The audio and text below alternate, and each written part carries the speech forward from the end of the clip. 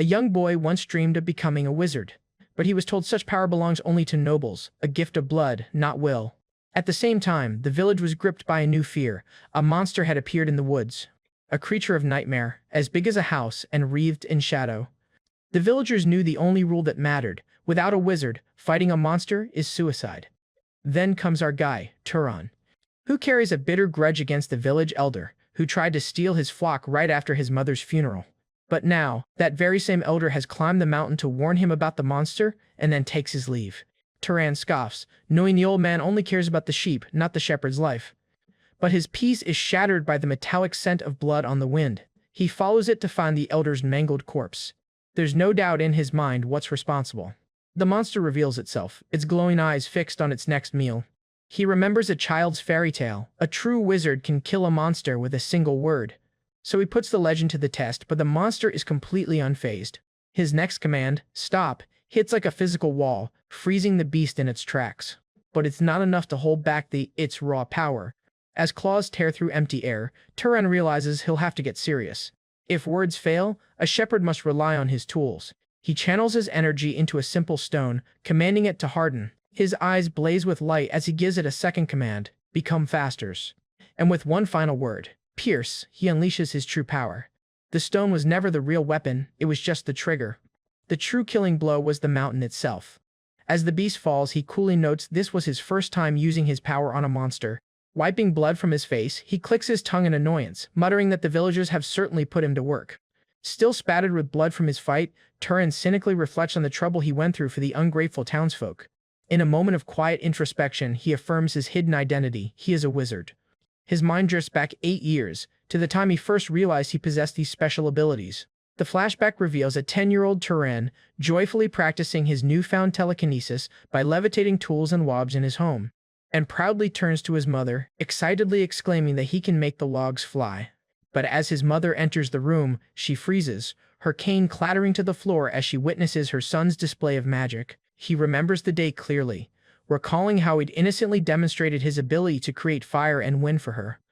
Instead of praise, however, his mother screamed at him to stop, the first and only time she ever got truly angry with him. As the magical glow fades, she calmly takes control of the floating objects, her tone serious as she calls his name. She then kneels before him, gently explaining that they need to have a serious chat. She starts with a loaded question, asking if he wants to stay with her for a long time, to which the young boy earnestly agrees. With his agreement secured, she asks him to make a solemn promise to stop using his powers from that day forward. Then, with a look of sheer desperation, she specifies her command: he must never, ever use his power in front of other people. When the boy asks why, she brings up a story she once told him about nobles and knights. He recalls the lesson, remembering that while both are called wizards, there is an inherent difference between them. His mother's story explained that nobles are the descendants of the divine Freyans who came to save the old humans. The story continued, defining knights as the descendants of nobles whose divine bloodline has been mixed with that of humans. And he confirms that he remembers the distinction she taught him. She then explains that this class system is precisely why he can never reveal his abilities to anyone, and reveals a crucial secret: he inherited his powers from his father, a knight, and warns him of the many evil nobles who treat knights as slaves. After that, she makes her most important point, pleading with him to remember that absolutely nobody can know he is a wizard. With tears in her eyes, she desperately seeks his promise to keep this dangerous secret. Back in the present, Turan stands alone in his home, reflecting that for 8 long years, he has kept that promise to his mother. As he pulls the curtain, he remains resolute in his decision. The promise will not be broken. Peeking out the window, he reaffirms his commitment to a quiet life, having no desire to reveal himself or leave the mountain. So he turns away from the window, content to remain isolated from the world below. But suddenly, his peace is shattered by a furious pounding as a villager screams his name, demanding he come out. He steps outside to face an angry mob, led by the same burly man who has troubled him before. Completely unfazed, he lets out a bored yawn before addressing the angry crowd. Just then, he casually walks toward them, confirming their ridiculous accusation that he killed Rebus. The lead villager immediately grabs his collar, furiously accusing him of being shameless, and shouts that he hurt the old man and then fed him to the monsters. Turan coolly notes that he understands why they want to frame him, leaving the armed villagers confused. He accurately deduces their motive: the village elder died while they were all too cowardly to act, so now they need a scapegoat. With a smirk, he tells them that shifting the blame to him is the easiest way to absolve themselves of their cowardice. Enraged at being exposed, the lead villager screams Turan's name and swings a powerful punch. However, our guy easily dodges it. His mind is clear. He thinks to himself how convenient magic can be in a situation like this. With a subtle burst of magic, he launches himself into a devastating headbutt, proving his point, and muses that his magic works by simply wishing for an outcome, which consumes mana, just as the rest of the villagers charge him. Without any grand gestures, he simply thinks the words, "fall over," letting his magic do the work. Immediately, a charging villager trips and eats dirt, demonstrating his ability to use his powers subtly. He uses just enough magic to trip up his attackers, making sure his influence isn't obvious. Then he moves with brutal efficiency, striking his opponents with just enough force to incapacitate them without causing fatal injury. With superior skill and a bit of magical help, he decides to utterly dominate the foolish villagers. The mob is completely outmatched as he effortlessly dodges their clumsy swings and lands decisive counterblows. In a flurry of motion, their clubs are knocked from their hands and sent spinning into the air. As the last attacker hits the ground, he reflects that this is how he has protected his secret for the past 8 years. Standing amidst the defeated villagers, he internally confirms that he has successfully hidden the fact that he is a wizard. Looking down on the men with disdain, he tells them they should have saved their energy for the old man's funeral. Just then, a group of village women arrives. He curtly asks if they're also looking for a fight, but they quickly deny it. The women timidly explain they just came to see him, a statement he greets with cold silence. Turning his back, he dismissively tells them to drag the unconscious men away and heads back inside. Back in his house, he anticipates that the villagers will now use this incident as an excuse to rip him off in trades. But he calmly decides on his usual solution. He'll just beat them up until he gets a fair price. And muses that the beating he just delivered should keep them away for a while, but he's interrupted by another knock at the door. Annoyed by the new disturbance, he wonders if they're insane enough to come back for another round. The steady, insistent knocking continues. He throws the door open, ready to unleash his anger, but stops short at the sight of a stranger. Standing before him is not a villager, but an imposing, well-dressed traveler. When our guy asks who he is, the mysterious man quickly apologizes, realizing he's arrived at an inopportune moment. Turan is taken aback, silently questioning if this newcomer is truly just a simple traveler. Attempting to be polite, he apologizes for his hostile greeting, explaining that he just dealt with some unruly guests. He then internally frets over his awkward attempt at courtesy, realizing he has no practice being nice to people. His suspicion rises as he clocks the sword at the man's hip, an unusual sight in this sleepy rural town. Putting on a friendly demeanor, he starts to offer the traveler directions to a local inn. But changing his mind mid-sentence, he simply decides to invite the mysterious man inside. While the traveler heartily enjoys the meal, Turan humbly states that he isn't well off, but the man graciously calls it a feast. The traveler expresses his surprise that Turan has never met an outsider, a fact our protagonist confirms, and explains that he's lived his whole life as a shepherd on the hill, and it's rare for anyone to visit. After taking a drink, the traveler looks at him and remarks that it's interesting. Turan looks up from his mug, puzzled by the cryptic comment. However, the man elaborates, noting that he is remarkably well-mannered for a reclusive shepherd and must have had good parents. Turan confirms he learned his manners from his mother, but adds that she died from an illness a few years prior. Offering his condolences, the traveler says that raising such a fine son ensures she resides in the heavens. Turan stands, simply stating that he lives by his mother's teachings before asking his guest's purpose in town. The traveler reveals he came to the countryside because he was asked to perform a favor, and explains that he was asked to hunt and take care of a monster puma. Then, dropping all pretense, the traveler makes a startling confession: he is a wizard. But Turan remains outwardly calm, deducing that this must be the wizard the village elder hired. The wizard's demeanor shifts, and he asks if he can pose a question of his own. His first point is a sharp one. He can sense a monster's presence, but there is no monster to be found. His questioning intensifies as he notes how strangely calm the young shepherd is, despite knowing a monster killed the village elder. He then leans in, pressing him on why he isn't scared, considering he would be the monster's most likely next target. The wizard continues his interrogation, pointing out that he seems far too brave for a simple shepherd. With all cordiality gone, he fixes him with an intense stare and demands to know who he is. The question echoes in the tense silence, hitting the core of Turan's hidden identity. His mind flashes back to his mother's warning, to the time he asked why no one could know he was a wizard. Even he recalls questioning her about the bad nobles she had mentioned. She had used a grim analogy, comparing nobles to shepherds and knights to the dogs they keep, and explained that while a noble might treat a knight like family, they could also sell or sacrifice them whenever necessary. Therefore, she had pleaded with him, saying she didn't want that kind of disposable life for him, before asking if he still wanted to stay with her. The memory of her ultimate lesson rings in his ears. Other wizards are the greatest threat, as they would turn him into a disposable shepherd dog. As he faces the wizard's pointed question, Turan recalls his mother's advice on how to avoid being found out, and her final, chilling warning comes to the forefront of his mind. To protect his secret, he might have to kill. Now, facing the mysterious wizard, he steels himself, prepared to kill if necessary. So he silently accepts that this tense standoff could very well end in bloodshed. Just then, the wizard demands to know why he won't answer. But just as the tension peaks, the wizard suddenly breaks into a grin, sheepishly admitting his intense demeanor was just an awkward joke. Turan is left completely baffled, trying to process that the life-or-death situation was apparently a prank. He apologizes for his lack of humor, but the wizard insists the fault was his for flustering the young man. After that, the wizard confesses that the young shepherd's dead serious reaction was so amusing he couldn't help but take the teasing too far, while Turan finally lightens up, admitting it's his first time hearing a wizard joke. Realizing they have yet to properly introduce themselves, the wizard extends a hand in friendship, and formally introduces himself not as a hired hand, but as Kiorn, a simple wanderer. Turan accepts the handshake, apologizing for not having introduced himself first. Maintaining his facade, our protagonist simply introduces himself as Turan, a shepherd. As they share a meal, they exchange ages. Turan reveals he's 18, while Kiorn admits he's 75. When the young man expresses surprise at his youthful appearance, Kiorn explains that wizards age much more slowly than ordinary people. Curious, Turan asks how he became a wanderer, and Kiorn explains that he left after serving the Arabian family for 60 years. And cheerfully explains his desire to roam freely in his later years, a notion the young shepherd finds quite romantic.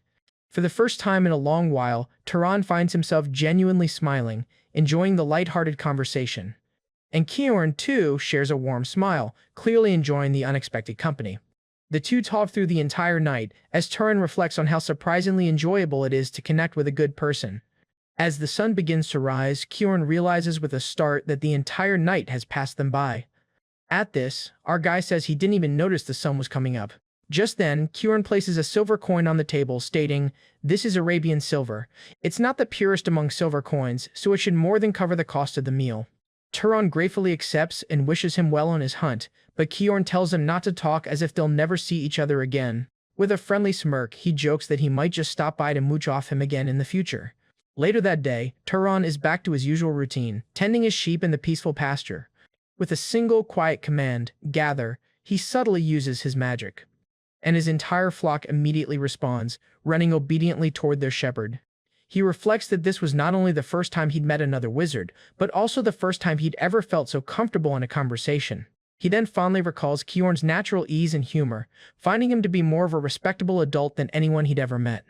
Imagining the wizard's return, Turan concludes that he was truly a good person.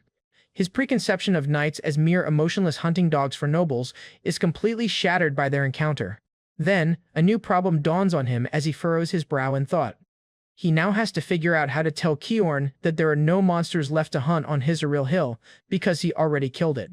Meanwhile, Kiorn arrives at the monster's last known location and immediately senses that something is amiss. He discovers signs of a fierce battle, yet cannot feel the presence of any monster nearby. Looking up at a giant tree, he finds the monster's carcass, wondering who could have possibly hunted it already, and considers if the village chief hired another wizard for the job. Ultimately, he decides it doesn't matter who killed it, feeling relieved that the village is now safe. But suddenly, an immense and malevolent energy flares up, catching the veteran wizard completely off guard. From the dead monster's corpse, a grotesque and horrifying entity erupts. Korn immediately identifies the creature as a monster's wraith, a powerful undead being born from its lingering mana. At this, he's shocked, wondering what kind of amateur wizard would make the foolish mistake of leaving a monster's mana unpurified. Without warning, the wraith lunges, swiping down with its massive spectral claws. Kiorn barely manages to dodge the devastating attack, and he knows that any wizard who hunts monsters understands the most basic rule: absorb or disperse the mana to prevent a wraith from forming. Just then, he leaps back to create distance, his mind racing to make sense of the situation. The evidence points to a wizard having killed the monster, but he can't fathom why they would intentionally leave a wraith behind. However, he reasons that a novice who didn't know this rule couldn't possibly have killed such a powerful monster to begin with. The only remaining possibility is that the mysterious wizard left the wraith here with some other, more sinister intention. Pushing those questions aside, he focuses on the immediate threat, conjuring a magic sword to destroy the wraith. He fires a blast of energy, but to his shock, it fizzles out before it even reaches its target. Kyorn realizes with dawning horror that his magic was nullified, which means the wraith's mana is vastly superior to his own. Then the wraith suddenly vanishes from sight, putting the outmatched wizard on high alert. He frantically scans his surroundings, realizing the creature is using its own magic to outmaneuver him. Appearing from the shadows, the wraith readies itself for the attack. Kyorn throws up a desperate block, but the sheer force of the blow completely overwhelms him. Coughing up blood, he grits his teeth, acknowledging that this foe is beyond a knight's power and would require a noble to defeat. He then laments the cruel fate of encountering such a powerful entity in this remote backwater village. Facing the towering monstrosity, he grimly accepts that his journey ends here. Yet despite the impossible odds, he clenches his jaw, refusing to die without a fight and vowing to take the monster with him. So he begins to concentrate every last bit of his mana into his hand, planning a final, suicidal strike. As the wraith lunges down to finish him off, he prepares to meet its attack head-on. With a defiant roar, he pours all his remaining life force into one explosive, last-ditch attack, and leaps toward the wraith, ready to trade his own life for a chance to destroy it. But in that critical moment, a brilliant flash of blue light streaks through the forest. A mana-infused stone slams into the wraith, deflecting its killing blow just inches from Kyorn's face. The wizard is shocked, his life miraculously saved at the very last second. Looking up in utter disbelief, he hears a familiar voice ask if he's all right. It's Turan, who casually remarks that a shepherd's joke can be quite startling too, throwing Kyorn's own words back at him. Sling in hand, the young shepherd walks calmly toward the stunned and wounded wizard. The truth finally dawns on Kyorn. The young man he spent all night with was a wizard in disguise. Still processing the revelation, he demands to know why Turan hid his identity from him. He then changes his question, asking why the young wizard would risk exposing himself to save him when he could have simply walked away. With a knowing smile, Turan begins to explain. His mind flashes back to their conversation the night before, recalling the wolf Kyorn had brought as a gift. He remembers asking Kyorn why he would go to such lengths for the villagers, and had pointed out that a wizard of Kyorn's caliber could surely earn far more money with much less effort elsewhere. Kyorn's simple answer was that he found the villagers pitiful. He had expressed a sense of duty, feeling sorry for those living in constant fear on the frontier without any real protection, and had voiced his own philosophy that wizards who inherited the power of a god should take pride in protecting the powerless. He then adds, wistfully, that everyone has their own thoughts and their own way of life. Back in the present, Turan finishes his explanation by quoting Kyorn's own words back to him, reaffirming their shared belief. Just then, the recovering wraith lets out a roar and slams its claws onto the ground, snapping Kyorn back to the immense danger they are in. He frantically warns Turan that the wraith is far too powerful for them to handle, and urgently tells him to run, explaining that only a noble-rank wizard could fight it, and that he must warn the village to evacuate. Stepping in front of Turan, he says he will hold it here. But as he prepares for his final stand, Turan's calm voice cuts through the tension, simply telling him, "It's okay." Korn looks back, completely confused by the young man's lack of concern. Turan casually explains that if his first attack landed correctly, the fight is already over, while gesturing to the glowing stone on the ground. At this, Kyorn is speechless, unable to comprehend how a young knight hiding in the mountains could possibly hunt a wraith that even nobles struggle against. In that moment, the veteran knight has a world-shattering epiphany. He realizes what he's witnessing isn't the reckless bravado of a runaway noble, but something far, far more significant. As Turan unleashes a colossal, swirling torrent of blue mana, Kyorn finally understands the true nature of the boy before him, and sees this as the very beginning of a legend, the birth of a wizard who will one day turn the world upside down. All the while, Turan smirks, admitting he was curious about his own limits too. As the monster's wraith looms, Turan prepares to fight it alone, levitating rocks with his raw power. He smirks confidently, admitting to Kyorn that he's also curious to see the true extent of his own limits. However, Kyorn ignites his hands with fire magic, refusing to let him face the tough opponent on his own. But before Kyorn can even finish his plea to join forces, the monster wraith unleashes a terrifying attack. Turan, however, uses his blue flames to counter it.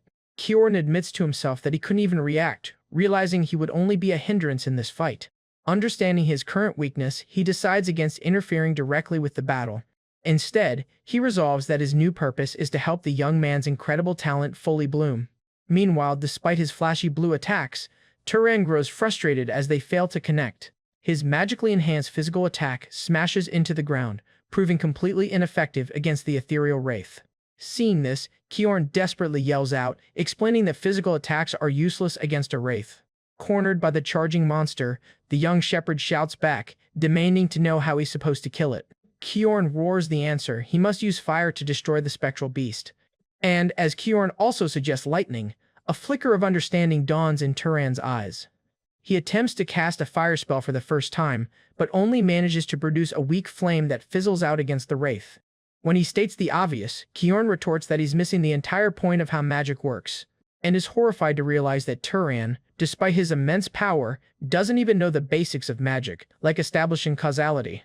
A shocking realization begins to dawn on him as he connects the dots of the young man's ignorance. He understands now. Turan killed the original monster but left its mana unpurified, inadvertently creating this wraith himself. Then, the most astonishing conclusion hits him. Turan has somehow achieved this level of power without ever having absorbed mana in his life. Dumbfounded by this untapped potential, he shouts new, more direct instructions.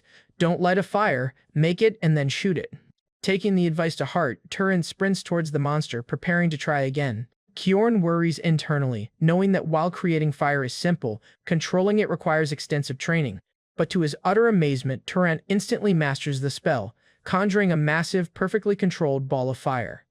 With a powerful strike, he slams the condensed fireball directly into the monster. The flames erupt, engulfing its spiritual core. The attack culminates in a massive fiery explosion, completely overwhelming the wraith. Just then, Kiorn shouts encouragement, telling him to keep his mind focused and continuously pour mana into the flames, and urges him to burn away every last trace of it to ensure its permanent destruction. Turan maintains his focus, his eyes glowing with the intensity of the inferno he commands. The raging fire swirls into a vortex, completely annihilating the monster. As the smoke clears, a relieved Kiorn looks to the sky and declares their victory. However, he marvels at the fact that they defeated a wraith so strong it should have required at least a noble-class wizard to fight, and he is still reeling from the fact that this untrained shepherd managed to take it down. Standing over the smoldering remains, Turan asks if it's finally over, while Kiorn can only stare in disbelief. To prevent another wraith from forming, Kiorn instructs him to absorb the leftover mana, but the young man has no idea how. So he instructs him, imagine himself draining something into him. Following the instruction, Turan closes his eyes and concentrates. Immediately, a torrent of green mana begins to rise from the dissipating corpse. The immense energy flows directly into his outstretched hand, coalescing into a sphere of pure mana. It surges through his body, outlining his silhouette in a crackling green aura. His eyes fly open, now glowing with the overwhelming power he has just absorbed. Watching on, Kiorn comments that the process should feel pleasurable, all while struggling to believe what he's witnessing. And Turan confirms his suspicion. This was, without a doubt, his first time ever absorbing mana. Kiorn's mind races, reciting the basics of wizardry. Mana grows slowly with age, and the best way to get stronger is to absorb it from defeated foes. And concludes that since Turan could perform such powerful magic before absorbing mana, his innate potential must be in a completely different league. And so, he reaches a stunning conclusion. The young man before him must be of noble blood. His entire demeanor shifting, he formally calls out to Turan. With newfound respect, he bows his head, apologizing for his past rudeness and asking which noble house he belongs to. A slightly amused Turan casually tells the very formal man to wipe the blood off his arm first. Startled, Kiorn looks down to see his arm is still bleeding from their earlier fight. Later, back at Turan's home, Kiorn nurses his bandaged arm, still processing the day's events. As Turan brings him medical supplies, Kiorn apologizes profusely for his prior disrespect. Turan, however, dismisses the formality, insisting he's not someone esteemed, but just a simple shepherd who doesn't even know his own father.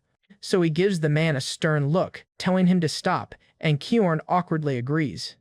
Finally, Kiorn asks the question that's been on his mind. Why would a wizard as powerful as him choose to live as a shepherd? Turan reveals it was his mother's final request before she died, and explains her warning that the nobles below the mountain would only use a wizard like him and then throw him away. Kiorn surprises him by agreeing with his mother, calling her a wise woman. Turan admits he expected him to call it overprotective parenting, but Kiorn assures him she wasn't wrong. He begins to tell a story from 20 years ago, explaining that great power inevitably leads to conflict, like the war between great noble houses, and reveals he served House Arabian in their great war against the ruthless House Zahar. He recalls the immense bloodshed of the war, a time when countless people died. He then grimly states that nearly a third of his house's 3,000 knights were wiped out in the conflict. Tragically, he reveals that everyone he cared about was among that fallen third. He remembers his lost comrades, his friend Denver, who dreamed of a peaceful life, and his teacher Hartman. Then his memories turn to his greatest loss, his beloved wife and son, who were massacred by House Zahar, leaving him the sole survivor. Therefore, he tells Turan that this is why his mother was right. A knight's life can be thrown away even more meaninglessly than a commoner's. However, Kjorn points out that his mother was wrong about one crucial thing: Turan's aptitude for magic. He humbly admits that even with his considerable skill, he stood no chance against the wraith that the young shepherd defeated with ease, and states with certainty that Turan's potential is not merely that of a knight. At the very minimum, he is noble level. In fact, he confidently assesses his power as being at least upper tier among the nobles. When Turan questions his own lineage, Kjorn explains that while it's rare, noble-class children are sometimes born to knights. Convinced of his potential, he urges him to leave this isolated life and venture out into the world. He argues that humanity needs more powerful nobles and knights, as they are not yet the true masters of the world. After that, he warns that other, older races, once pushed out by the gods, are still lurking, waiting for a chance to reclaim their world. Yet, amidst this existential threat, the human nobles foolishly continue to wage war amongst themselves. Because of this turmoil, he believes the world desperately needs strong and kind-hearted nobles like him. Standing in the doorway, he perceptively tells Turan that he knows he isn't truly satisfied with his life as a shepherd. His words strike a chord, and Turan silently contemplates the truth in them. He voices his uncertainty, asking what he could possibly gain by leaving his home.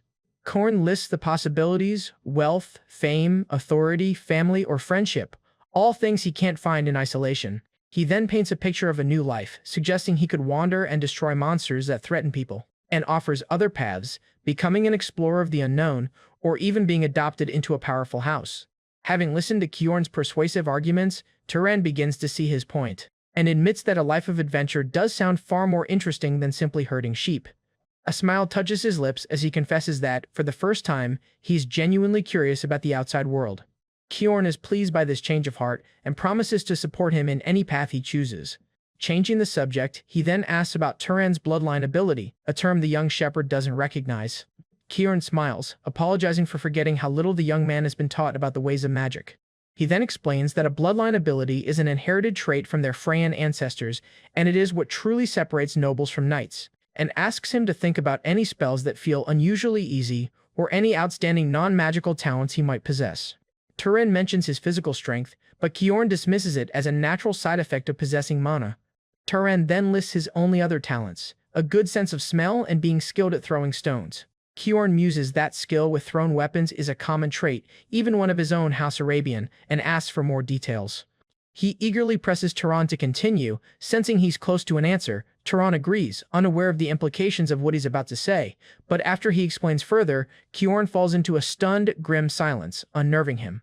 Kjorn's body tenses as a terrible realization dawns, prompting a worried Turan to ask what's wrong. Looking away, he somberly states that he thinks he knows which house his abilities are closest to.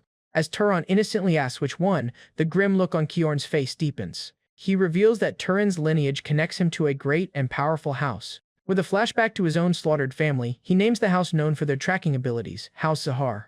And he clarifies that House Zahar is the very same house that waged war against his own house. Turan is left utterly speechless, realizing his potential mentor is the sole survivor of a massacre perpetrated by his own ancestors. The name of the great and infamous house echoes in his mind, leaving him in a state of shock. He grapples with the fact that he's from the same bloodline as the enemies who slaughtered Kjorn's family and comrades. Conflicted, he wonders if he should apologize for the actions of relatives he has never even met. However, Kjorn interrupts his troubled thoughts, gently calling his name, and tells the boy, "Don't make such a worried expression." Then, placing a reassuring hand on his shoulder, he tries to comfort the young mage, reminding him that he didn't personally participate in the war and therefore bears no responsibility. Dismissing it as a complicated adult situation, Kjorn wisely states that washing blood with blood will never end the cycle of fighting. Cautiously, Turan asks if Kjorn has any regrets about his advice. Specifically, he wonders if he now regrets telling him to go down the hill, knowing his Zahar heritage. Kjorn acknowledges that with the boy's outstanding abilities, pursuing power will inevitably lead him to the Zahar family. "But I trust your character," he declares, surprising Turan with his unwavering faith. The knight elaborates on his goodness, musing that someone like him could rise within the Zahar family and change it from the inside. The idea that he could potentially prevent another terrible war gives the young mage pause. He then tells him not to think too seriously about it as it's not a decision he has to make right away. But Turan interrupts, announcing that after their talk, his thoughts are now clear. With newfound resolve, he declares, "I want to try going down the mountain." Kyorn smiles, approving of his decision, but adds, "But not right away." Out of respect, Turan decides he will head down only after Kyorn's injuries have fully healed. Touched by his kindness, Kyorn remarks that he is truly a good person. While they wait, Korn begins Turan's formal magic education, explaining that mana is the absolute key to omnipotence. Turan listens intently as Kyorn clarifies that while powerful, one needs mana that specifically matches the desired magic. When Turan asks about the standard, Kyorn prepares to explain the core principles of magic. He holds up 3 fingers, listing the factors that determine magic's difficulty: bloodline, affinity, and causality, and starts with bloodline, an innate power determined at birth that primarily applies to nobles. To illustrate, he asks if Turan could heal his bandaged wounds with magic, to which the boy confirms he cannot. He then contrasts this with the Revista bloodline from the south, for whom healing is an innate ability they can use without training. Next, the young mage asks about affinity, which Kyorn explains is another word for familiarity. Our guide correctly intuits that this is why he could easily create a fireball, as it mimics the familiar action of throwing a rock. Korn confirms this, noting that if Turan had simply tried to make flames appear, the spell wouldn't have had the same speed or power. Finally, he introduces the most important and complex concept: causality, an element that even he doesn't fully understand. He then poses a hypothetical: if Turan tried to kill him directly with mana, it would likely result in nothing more than a harmless flash of light. This phenomenon, he demonstrates by making a mug crackle with energy, occurs because of a lack of causality. When there's no appropriate cause for a desired outcome, like making water boil instantly, the magic becomes excessively difficult to perform. Turan nods, beginning to grasp the complex principle of cause and effect in magic, and correctly deduces that to kill someone, he'd need to provide a cause of death, like creating and shooting flames, rather than just wishing them dead. This is because creating and shooting fire is a more natural causal chain than simply willing someone to ignite. Impressed by his quick grasp of the concept, Kyorn exclaims that he could have been a scholar.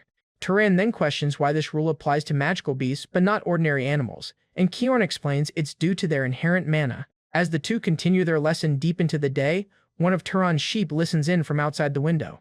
Musing that magic isn't easy, Turan listens as Kyorn agrees, stating that a truly excellent mage understands the principles behind mana, not just how to use it. This prompts him to ask about the Zahar bloodline special magic, which Kyorn reveals is stealth and tracking. "Try it once," Kyorn encourages, and a curious Turan readily agrees. He closes his eyes, focusing his intent. "I don't want to be seen. I wish neither sound nor smell could be detected." Kyorn watches with anticipation, waiting to see if the novice mage can pull off such an advanced technique. As Turan focuses, his presence begins to fade, his form wavering and distorting the light around him until he vanishes. "You succeeded," Kyorn says in awe, confirming to the empty space. "I can't see you." Indeed, the boy has vanished completely, leaving the room appearing entirely empty. He then reappears, the powerful stealth magic dissolving around him like shattered glass. Turan clenches his fist, feeling the frightening power he now wields, as Kyorn recalls how feared this ability was during the war. While admitting it's an unfairly powerful ability, Kyorn wisely warns him to remember that it is not invincible. As Kyorn prepares to teach him more, Turan questions if he's teaching too much to a mage from an enemy family. Kyorn simply reminds him that he saved his life and nursed him back to health. Then, placing a hand over his heart, he reaffirms his earlier declaration: "I trust your character." With his training complete, Turan goes to the village and shocks the chief with the news that he's selling his sheep and leaving. The chief panics, sputtering about who will now take on the shepherding duties for the village. Now, dressed for travel, he stands before the irate villagers as the chief demands to know why he wasn't consulted. Turan coolly retorts that finding a new shepherd is their problem, and what he does with his own belongings is none of their concern. He then issues an ultimatum: buy the sheep at a fair price, or he'll simply release them all into the wild. Knowing his sheep are too wild to be easily recaptured, the other villagers anxiously look to the chief for a decision. The chief, recalling that the young man is true to his word, knows that aggravating him further will accomplish nothing. So, he reluctantly agrees to Turan's terms, handing over a hefty bag of money for the flock. With his last tie to the village severed, he leaves alongside Kyorn, now free to do as he wishes. As they walk, Turan thoughtfully offers to go back and collect the compensation money the villagers still owe Kyorn. But Kyorn declines, stating he never intended to collect it, especially since Turan was the one who actually dealt with the magical beast. With all business concluded, Turan agrees, and they prepare to go their separate ways. Soon, they arrive at a fork in the road, where Kiorn announces that this is where they must part, and apologizes for refusing the offer to travel together, admitting he is simply more comfortable being alone. Turan assures him it's no problem at all, and offers a sincere thank you for everything. With a warm, fatherly smile, Kiorn bids him a final farewell. Turan, take care. The boy returns the smile, expressing his hope that they can meet again on good terms in the future. After they part, Turan stands and watches Kiorn's retreating figure for a long time. It's only in that moment of departure that he realizes why he disliked the knight speaking to him so formally. A flashback reveals that, having lacked affection from his mother, he had been secretly yearning for a father figure. He understood then that in Kiorn, he had found a role model, someone who could show him what kind of man he should strive to become. Now truly alone for the first time, Turan begins his journey into the vast, unknown wasteland. After traveling for some time under the harsh sun, he pulls back his hood to survey the landscape. Suddenly, his keen shepherd's eyes spot something moving in the distance. He sees a group of travelers and assumes they might be merchants moving between villages. Deciding this is a good opportunity, he quickens his pace towards them. His plan is simple: approach the group and ask for directions to the nearest city.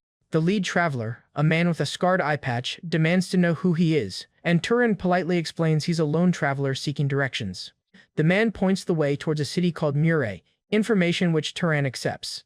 After thanking them, he turns to leave, but the group subtly repositions themselves to block his path. Wait, one of the men says, stepping directly in front of him. He aggressively asks if he really thinks he can just leave after getting information from them. Turan looks back coolly, asking, "Then?" as the man smirks that when you receive something, you must give something in return. In an instant, the supposed travelers draw their swords, revealing their true nature as they completely surround him. One of them demands his bulging bag, and when Turan identifies them as bandits, they brazenly confirm it. The leader grins menacingly, calling it recklessness and reminding Turan that in a wasteland like this, no one would find it strange if he died. A blade is held to his throat as a bandit nicely tells him to hand over his belongings to avoid getting bloody. With cold calculation, Turan notes that these are not just robbers, but bandits who are fully prepared to kill. His mind flashes back to his recent magic lessons with Kiorn, specifically, the principle of using a cause like fire to achieve an effect like death. He recalls the entire lecture on causality and the proper application of deadly magic. Seeing this as the perfect chance to test his new knowledge, he thinks, "I'll have to use you guys for practice." And as he prepares to unleash his deadly magic on the unsuspecting bandits, a sinister, eager smile spreads across his face. He listens with amusement as the bandits mock his confidence. Their leader laughs at his audacity, ridiculing the idea that a lone traveler could possibly be a wizard. As one of the bandits rushes forward, Turan simply utters a single word to cast his spell, wind. Instantly, an immense gust of wind erupts from him, effortlessly blasting the entire group off their feet. After that, our guide quickly analyzes his technique, realizing that shaping the wind with his hand is a far more efficient use of mana. Stunned by the power he summoned with so little effort, he watches as the dazed bandits struggle to comprehend what just happened. Switching tactics, he calmly draws water from his flask, preparing a new kind of attack. With a flash of blue light, he instantly freezes the water into a razor-sharp ice projectile. He then unleashes a volley of magical ice shards, ready to end the fight. One of the bandits looks on in pure terror as the deadly projectiles fly toward him. The ice shards tear through the men with lethal force, their screams cut short. Turan muses that while the spell worked, he feels his old method of simply throwing stones is still faster and stronger. The leader of the bandits, finally understanding the danger, drops to his knees and begs the powerful wizard for mercy. The once arrogant men now grovel at his feet, promising anything if he'll just spare their lives, while the other bandits leap behind our guy for an ambush attack. But in just an instant, pillars of stone erupt from the ground, decimating them all. At this, their leader can only stare in disbelief at the sight of his slaughtered men, muttering, "Impossible." In an instant, all his men are dead. Our guy then approaches the terrified leader, the sole survivor, and tells him he has one last question. He asks the bandit why they so recklessly attacked a lone traveler who could have easily been a powerful wizard. The bandit's answer, "Because you bowed your head," catches Turan completely off guard, and explains that his politeness, despite their rudeness, marked him as a weak, ordinary person and an easy target. Our guy takes this harsh lesson to heart, thanking the bandit for teaching him something valuable about how the world truly works. Mistaking this for a sign of mercy, the bandit leader desperately asks if his life will be spared. Instead of an answer, the man looks up in horror as Turan conjures a single drop of water above his head. As he does, he recalls a parting conversation with his mentor, Kiorn, who warned him about the kinds of people he would meet on his journey. Kiorn's words echo in his mind, never show mercy to scum like bandits who profit from harming others. The memory of his mentor's firm conviction solidifies his resolve. Standing over the bandit's corpse, he understands the grim logic. Sparing one evil person could endanger 10 innocent ones. His grim task complete, he decides he's delayed long enough and resumes his journey. Following the clear wheel tracks left in the sand, he walks away from the scene of the massacre. As he walks, the path serves as a sharp reminder of the violence that just occurred. The weight of his actions settles in as he confronts a stark reality. For the first time, he has killed people. Though he feels a pang of guilt, he knows he couldn't let them go after remembering Kiorn's solemn warning, and accepts that those who rob and kill for profit would have simply continued to prey on others if he had let them live. By focusing on Kiorn's teachings, he manages to calm his chaotic thoughts and find peace with his decision. Leaving the desert wasteland behind, he stands on the precipice of a new, green world.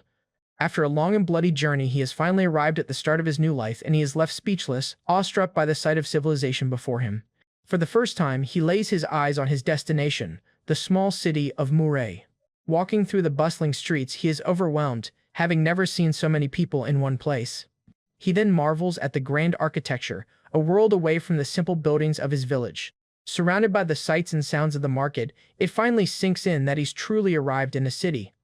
Remembering his need for lodging, he approaches a fruit vendor to ask for directions, and politely clarifies to the welcoming vendor that he isn't there to shop. After all, he recalls his mentor Kiorn's practical advice to always find an inn first when arriving in a new town. However, the vendor's friendly demeanor vanishes, and he rudely tells him to leave if he's not buying anything.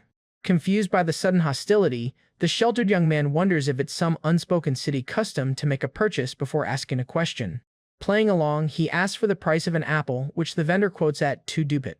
Noting his confusion over the local currency, the vendor says he'll accept other coins.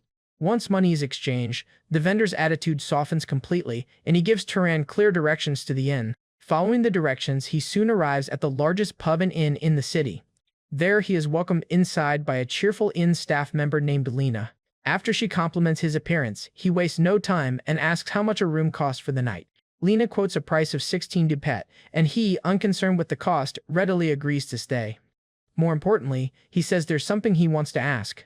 Hoping to continue his training and earn some money, he asks if there are any monsters with bounties on them nearby. He remembers Kiorn's guidance that hunting monsters is the key to both absorbing mana and making a living. Lena pauses, a sly smile appearing on her face as she subtly pockets one of his coins. She then reminds him that information isn't free, holding out a pamphlet for the city hall. Having never heard the term before, Turan questions what a city hall is. Seated with a drink, he asks the innkeeper for an explanation.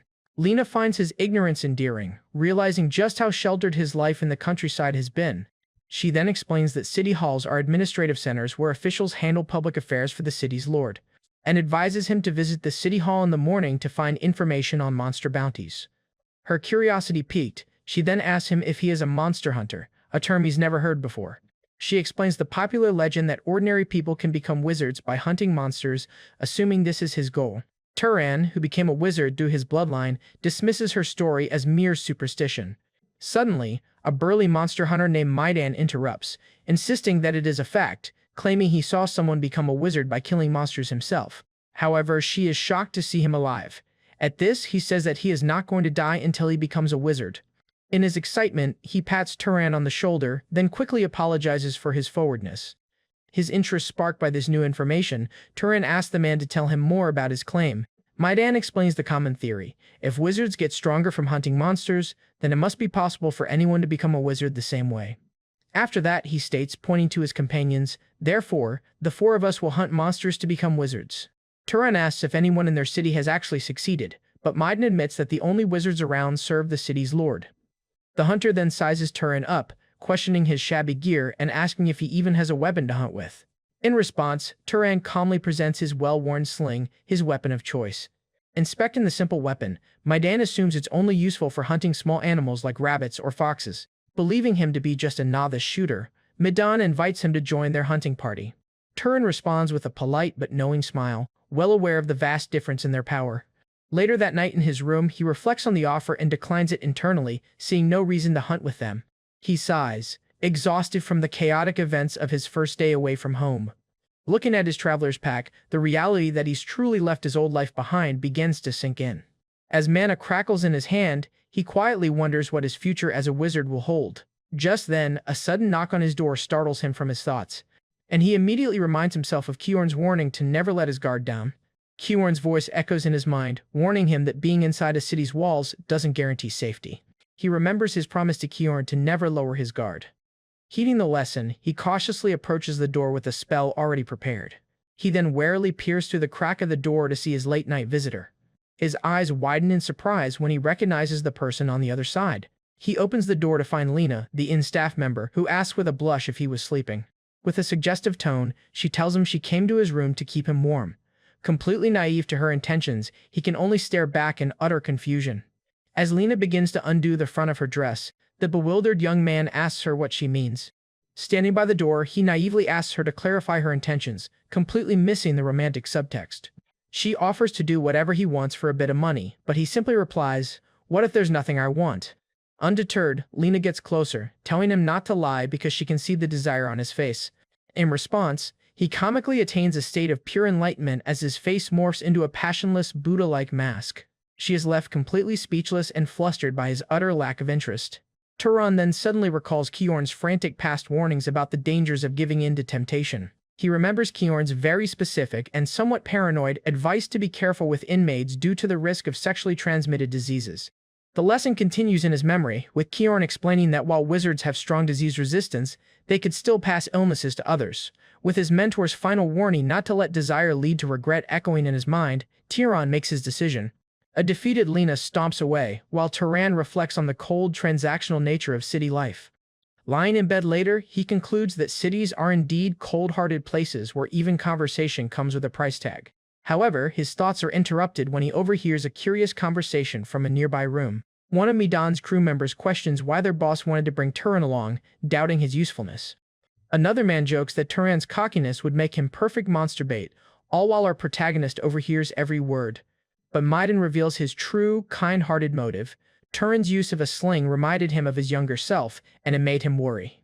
And admits he just wanted to keep the young man close to help him survive longer, which his men simply chalk up to him being too good-hearted. Having heard everything, a small smile creeps across Turan's face. His opinion of the city softens, and he realizes maybe it isn't so cold-hearted after all. The next day, Turan arrives at the city's official administrative office to register as a monster hunter. He approaches the front desk, where a receptionist formally asks how he may be of service. Turan's blunt question about the man's job title is met with a dry, sarcastic response. So he gets straight to the point, stating his intention to hunt monsters, which clearly surprises the official.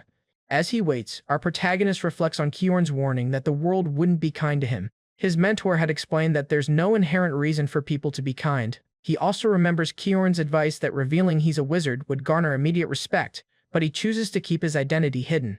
The receptionist returns and hands him a monster bounty notice. The official tells him that he can't take the notice with him and must return it after reading. Looking at the crude drawing, Turan asks if it's a crow monster, to which the receptionist sarcastically confirms it's not a cat. The receptionist then gives the standard warning that monster corpses must be brought back to the city to prevent them from turning into wraiths. Turan confidently assures the man that he's aware of the law and its severe penalty. After all, he grimly recalls his near-death battle against the wraith, determined not to let that happen again. When he asks why the city's knights don't handle it, the receptionist scoffs at the very idea that they would have time to spare, and clarifies that a knight's duty is to maintain public order within the city walls. The official dismissively concludes that hunting monsters outside the city is a job for thugs like him. As Turan walks away, the receptionist mutters to himself, fully expecting to hear news of another dead hunter soon enough. But just moments later, the corpse of the crow monster, a clean hole blown through its chest, thuds onto the office floor.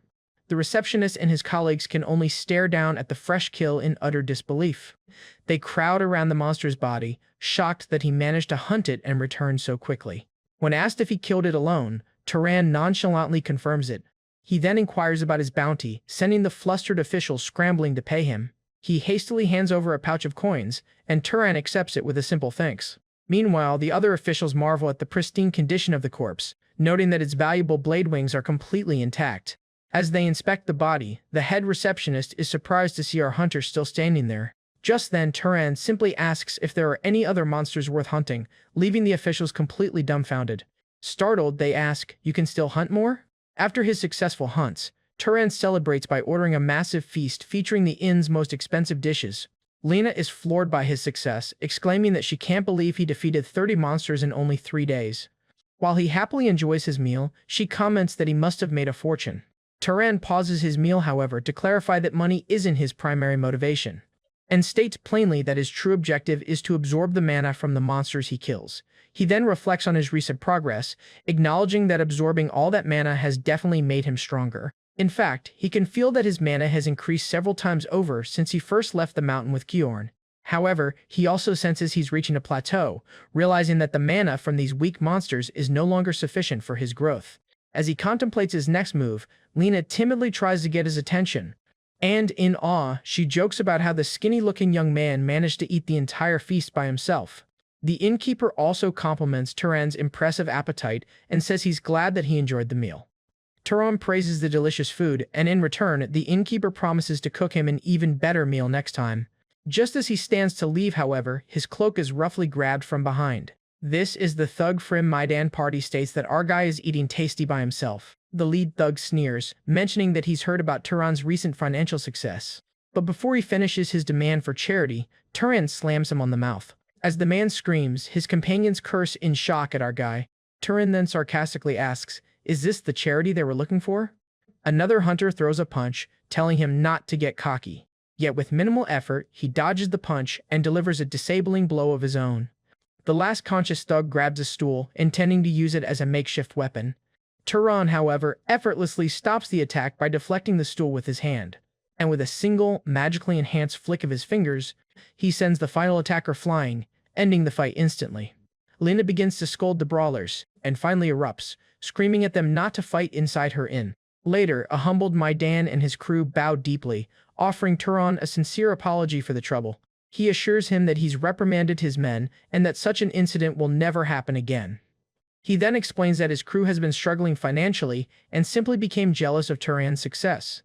At Maidan's insistence, the bruised thugs mumble a reluctant apology.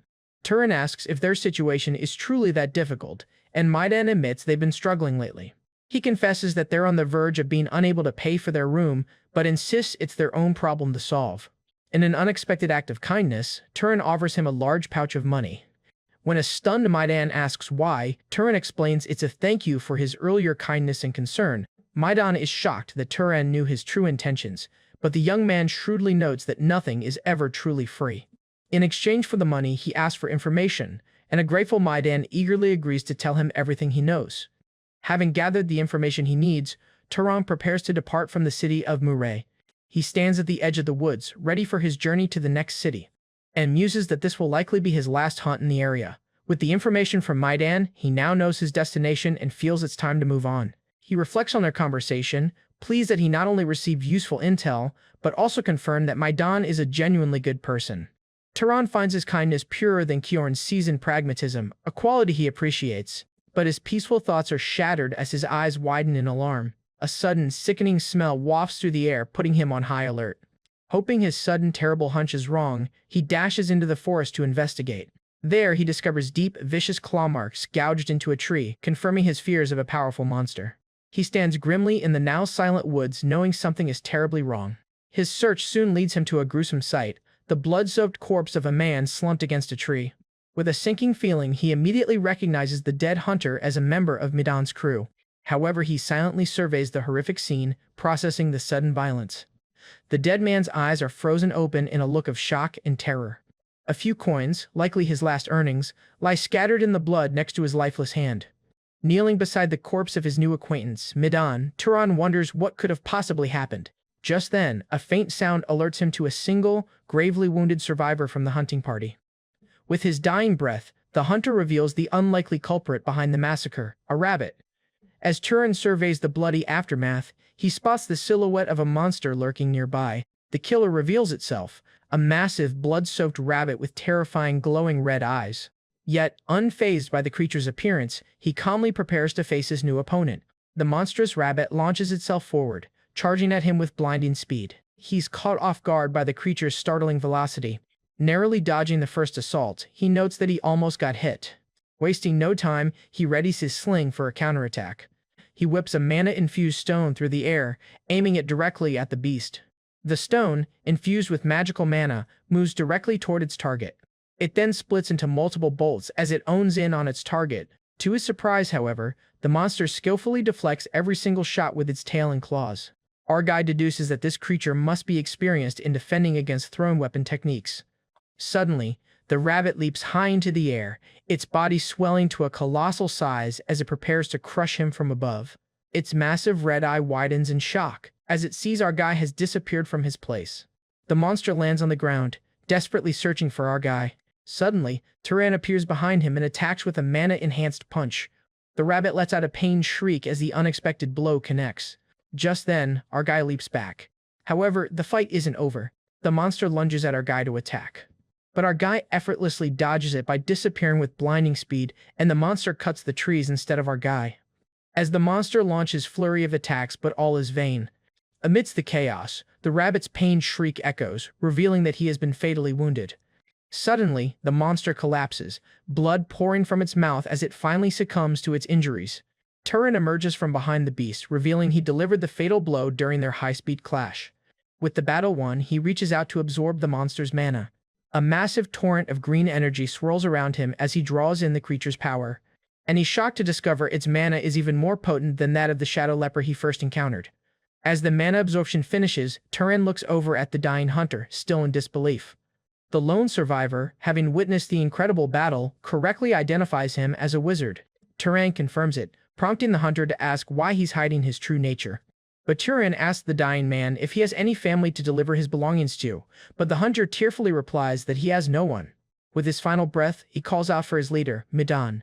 This reminds Turan of Midan mentioning a great city called Orem, which houses a grand library. And the library contains thousands of books. Midan had playfully noted that he only seemed interested once books were brought up. He'd also explained that access to the library was restricted, which had intrigued our protagonist. But the crucial piece of information was that only wizards were allowed inside, a fact that stuck with him. Recalling this conversation solidifies his next course of action. Standing in the clearing, he announces his decision to go to the great city of Orem. Before leaving, however, he pays his respects, creating makeshift graves for Midan and his fallen party members, and says a final, quiet goodbye to his friend. Wishing him peace in the afterlife, he turns and begins his journey to Orem. Sometime later, he arrives in Orem with a group of fellow travelers, blending into the crowd. He is immediately awestruck by the scale of the city, realizing just how small his village of Murray was in comparison. The great city of Orem is a massive metropolis centered around a magnificent palace. As he approaches the main gate, he's surprised by the long line of people waiting for entry. Watching the guards, he assumes they must be screening for wanted criminals. He then remarks to himself that a great city would naturally have a more robust security system. But as he reaches the gate, a guard abruptly stops him. Turan calmly asks what the problem is. The guard points a finger at him, flatly denying him entry. Citing his filthy clothes, the guard mocks him, telling him to go clean himself up. Ignoring the rude guard, his attention is captured by the sight of the library, a massive, vine-covered tower.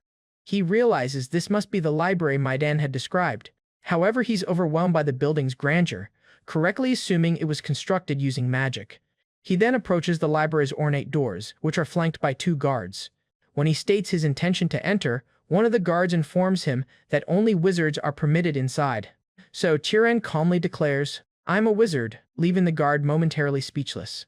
The guard then scoffs, angrily accusing him of being a lunatic and warning him that impersonating a wizard is a capital offense. Dismissively, he tries to push Turan away, insisting that someone like him could never become a wizard. To settle the matter, Turan simply begins to emanate a powerful, red magical aura from his hand. He recalls Kieran's lesson: wizards can recognize each other by sensing their mana. And so, he unleashes a fraction of his oppressive power, revealing his true nature. The guard is immediately overwhelmed by the immense pressure, struggling to breathe. Just then, he collapses as his partner rushes to help and asks if he's alright. Lying on the ground in terror, the guard realizes he's in the presence of a wizard who is at least noble class. The guard, Kenya, hastily introduces himself as a knight of House Valtas and formally asks which house Turan belongs to. Turan asks if he needs to state his house to enter, and Kenya confirms he does not. Kenya then explains that library access requires permission from the master of House Valtas, who manages it. Agreeing to the proceedings, Turan is escorted to the Valtas estate to prepare for an audience. While soaking in a luxurious bath, he laments how complicated this simple goal has become. Meanwhile, the maids tasked with bathing him blush profusely at his physique. Our protagonist is bewildered by his current situation, wondering how he ended up being attended to by a flock of maids. Feeling awkward, he asks them to stop and they immediately comply. He asks to wash by himself, but the head maid explains they will be punished if they fail to properly serve an esteemed guest.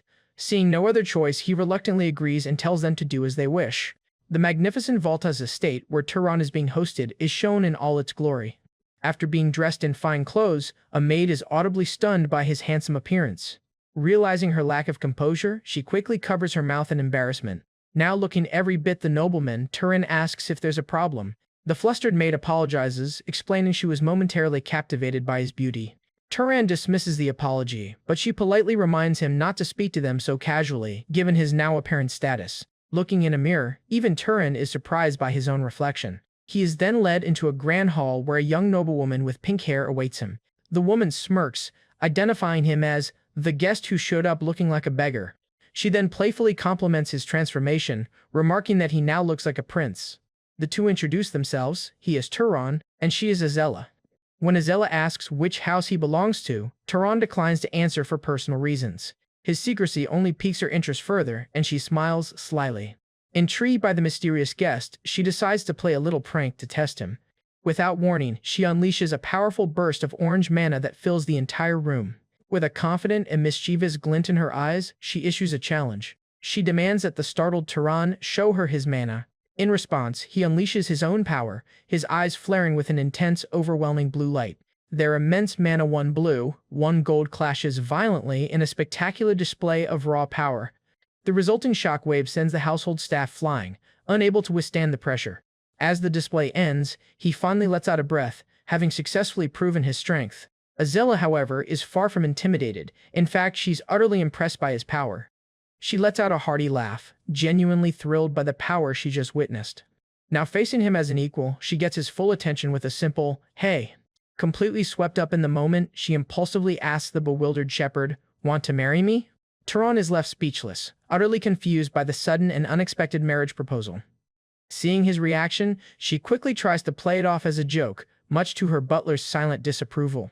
Despite her backtracking, she slyly tells him to seriously consider her offer, cheekily noting that the seat next to her is currently available. Our guy watches thoughtfully as the eccentric noblewoman and her entourage depart. Left alone, he quietly contemplates the strange and powerful young lady he's just met.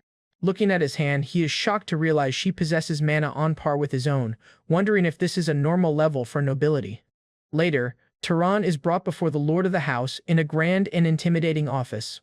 The Lord of Orem, Rug Valtus, formally welcomes the young man to his estate. Turan introduces himself and confirms his wish to use the family's famous library. But Lord Valtus attempts to temper his expectations, warning him that the library contains no secret magic or methods to increase mana. Turan assures the Lord he has no such desires, and with that, Rug grants him permission to enter.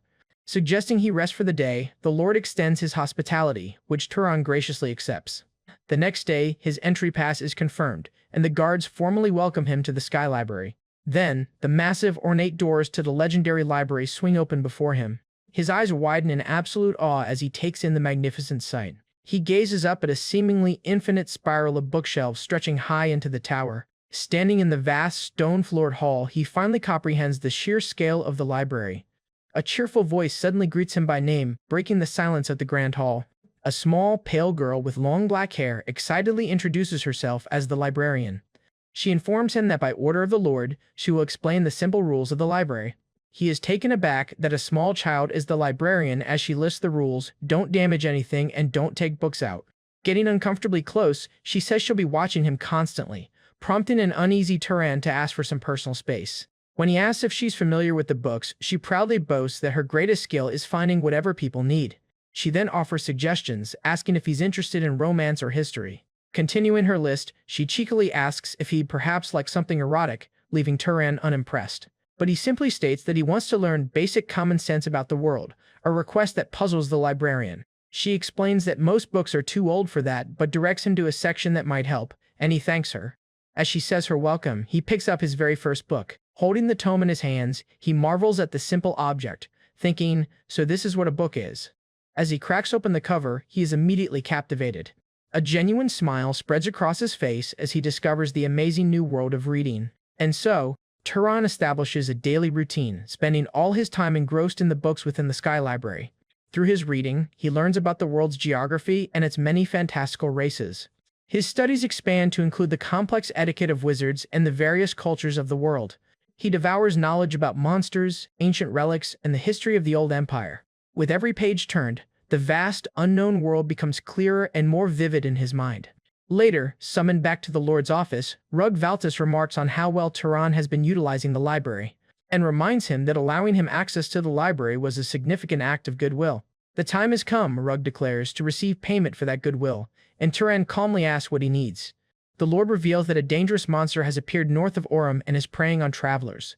Turan understands he is being asked to hunt it, and Rug confirms the task is serious, as 4 of his knights have already been eaten, and tells him that it seems a noble will have to step in personally, but their house can only mobilize 2 people at the moment. Then he asks, "Please tell me what he needs."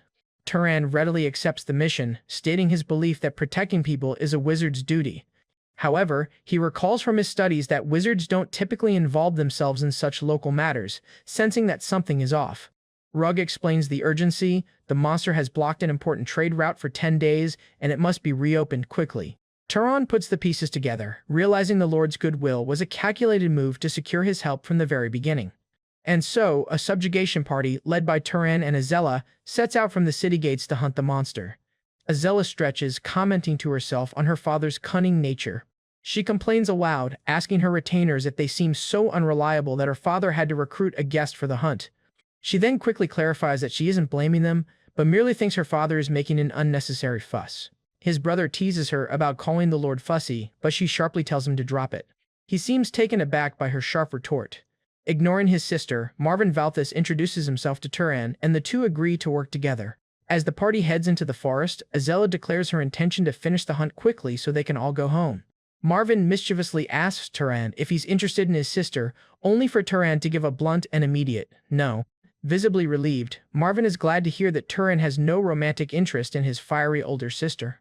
The knights suddenly call for a halt as the party comes across a disturbance on the path ahead. They discover the grim scene of an attack, a completely destroyed merchant's wagon. The knights deduce the merchants must have come from the south, since the northern road was blocked before being attacked. Meanwhile, Turan carefully studies the wreckage, searching for clues about their attacker. His eyes land on a large, distinct handprint seared into a wooden plank. Based on the evidence, he confidently identifies the monster as a monkey. When Azella expresses her doubt, he simply points out the clear handprint left at the scene. He lays out his theory. The monkey attacked the peddlers and retreated into the forest, so they should be able to track it. However, both Azella and Marvin admit they aren't skilled with tracking magic. Stepping forward, Turan surprises them by volunteering to track the beast himself. When asked if he's from a bloodline known for tracking, he simply states that he uses it often and is therefore used to it. Just then, he closes his eyes, focusing his mana to cast a search spell. His eyes flash with power as the spell takes effect. A wave of mana emanates from him, revealing the monster's spectral trail leading deeper into the woods. Having locked onto the trail, he confidently points the way for the subjugation party. The trail, however, abruptly ends at a stream, leading him to conclude the creature washed itself to cover its tracks. Azella is shocked by the implication, finding it hard to believe a mere beast could possess such intelligence. Turan calmly posits that maybe the creature simply wanted to take a bath. Suddenly, his senses scream as he detects an imminent threat. He whirls around, shouting a desperate warning to Marvin and Azella, "Behind you." A monstrous, red-eyed ape ambushes the party from the trees. The knights brace for impact, caught completely by surprise by the beast's sudden appearance. The monster ape roars as it prepares a devastating attack. Its hands are ready to hurl stones at them. A knight captain frantically screams for his men to dodge the incoming assault. But the stones tear through them all, sending them flying before they can even react. Turan deftly leaps away from the attack, his instincts having saved him. He lands safely, his expression grim as he takes in the bloody aftermath. Azella uses the other knights as a barrier to save herself while they lose their lives. After using them, she shoves them away. As he witnesses the brutal reality of this world, Turan grimly acknowledges that his mother's warnings were not an exaggeration. Taking command of the chaotic situation, a furious Azella orders the remaining forces to attack the monster. The knights charge forward. However, the intelligent beast unexpectedly turns and flees the battle. The remaining knights give chase, determined not to let the monster escape. Seeing his opportunity, Turin prepares his secret weapon, a magically enhanced sling. As the hunting party struggles to keep up, Azella yells that the beast is too fast and they're losing it. Suddenly, a streak of brilliant blue energy rockets past Azella, flying towards the escaping monster. His magically charged stone soars through the forest, homing in on its target. The monster lets out a shriek of agony as the projectile strikes true, tearing through his body and passing out the other side. Azella and Marvin can only stare in disbelief at his incredible marksmanship. Just then, Turan appears in a clearing ahead, a disc of mana swirling in his hand as he prepares to confront the wounded beast. With his target cornered, he calmly prepares to finish the fight. The monster ape, now thoroughly enraged and injured, is sent tumbling by the force of his initial attack. Seizing the opportunity, a determined Azella reaches out to cast her spell, shouting, "Die!" Together, she and Marvin combine their powers, unleashing their bloodline ability to summon a colossal, coiling serpent made of pure flame. The fiery serpent then engulfs the monster ape in a massive, devastating explosion that lights up the entire forest.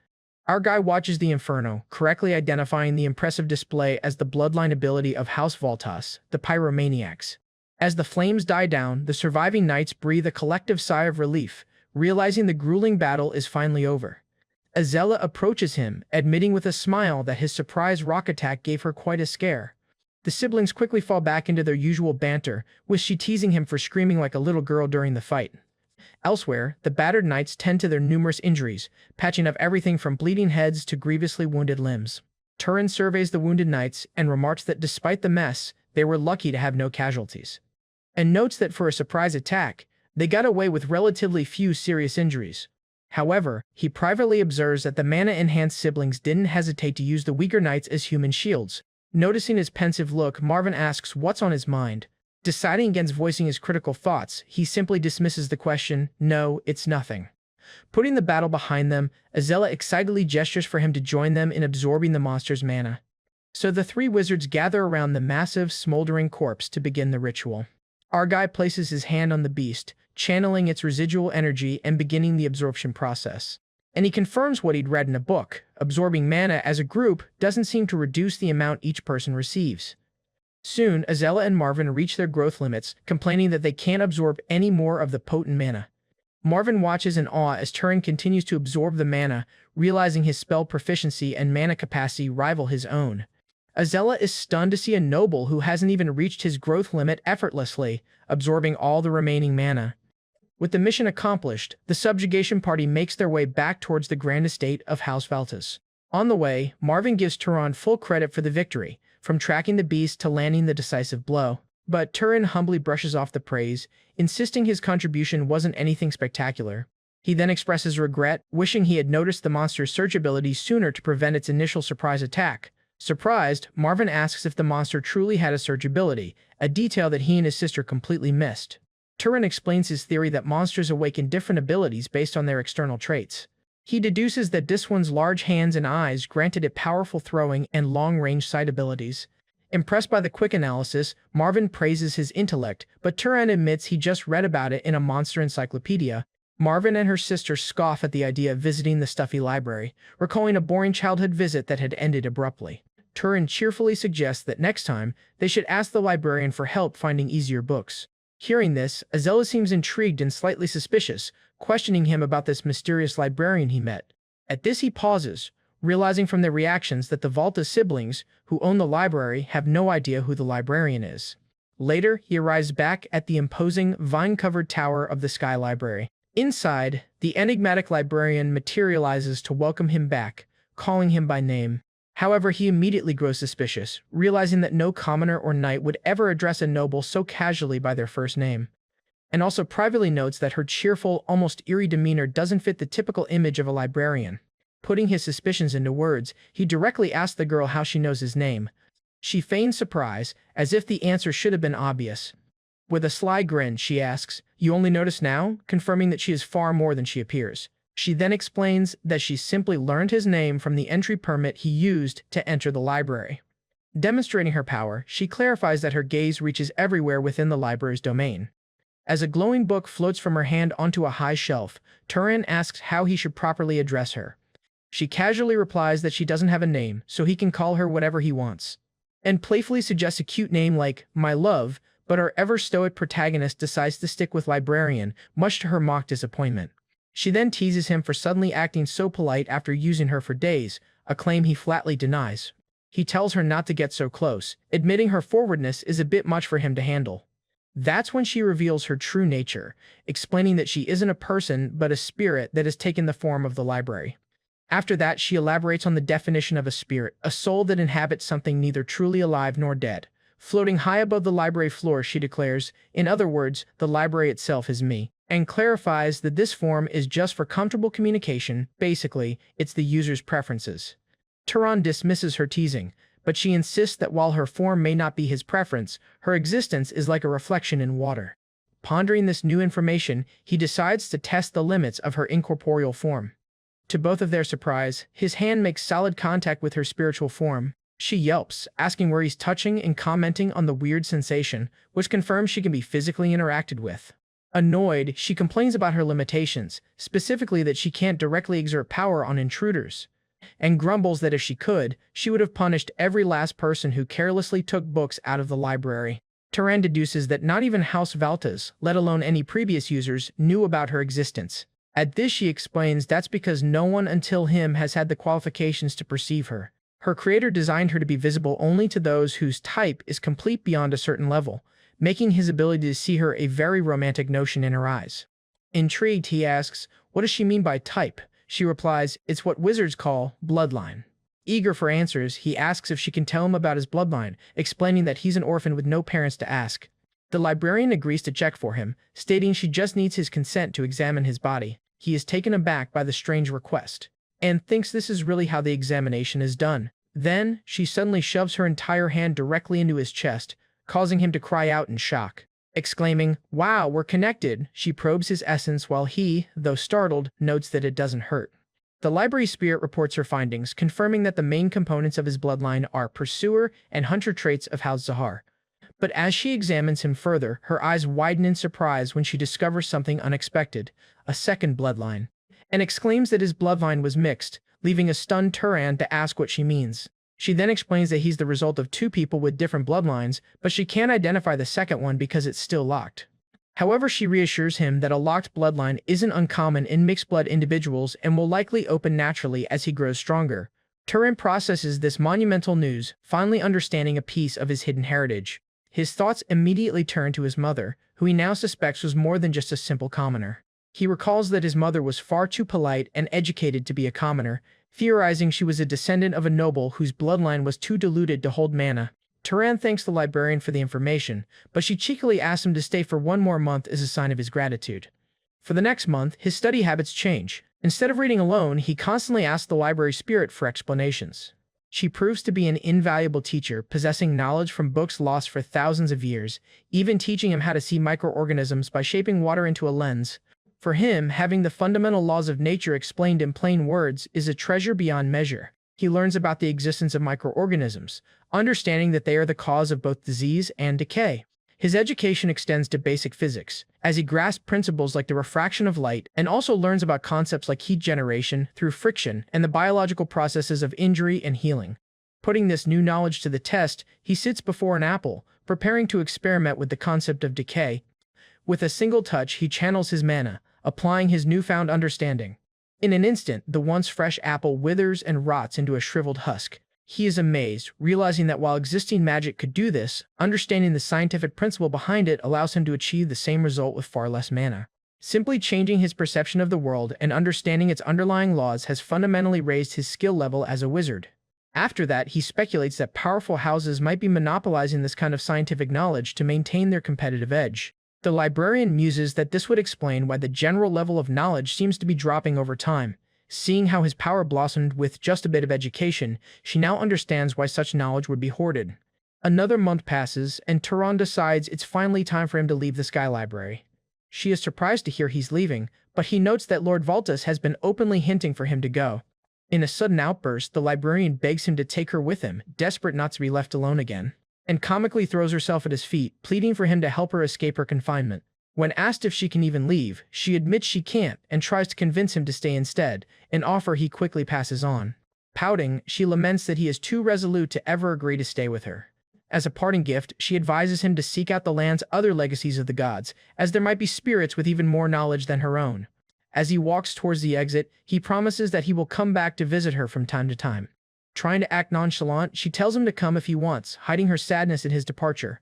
But he gives her a reassuring smile, telling her not to worry, as there are still so many books he hasn't read yet. Now clad in traveler's gear, Turin leaves the Valta's estate, his mind set on his next destination.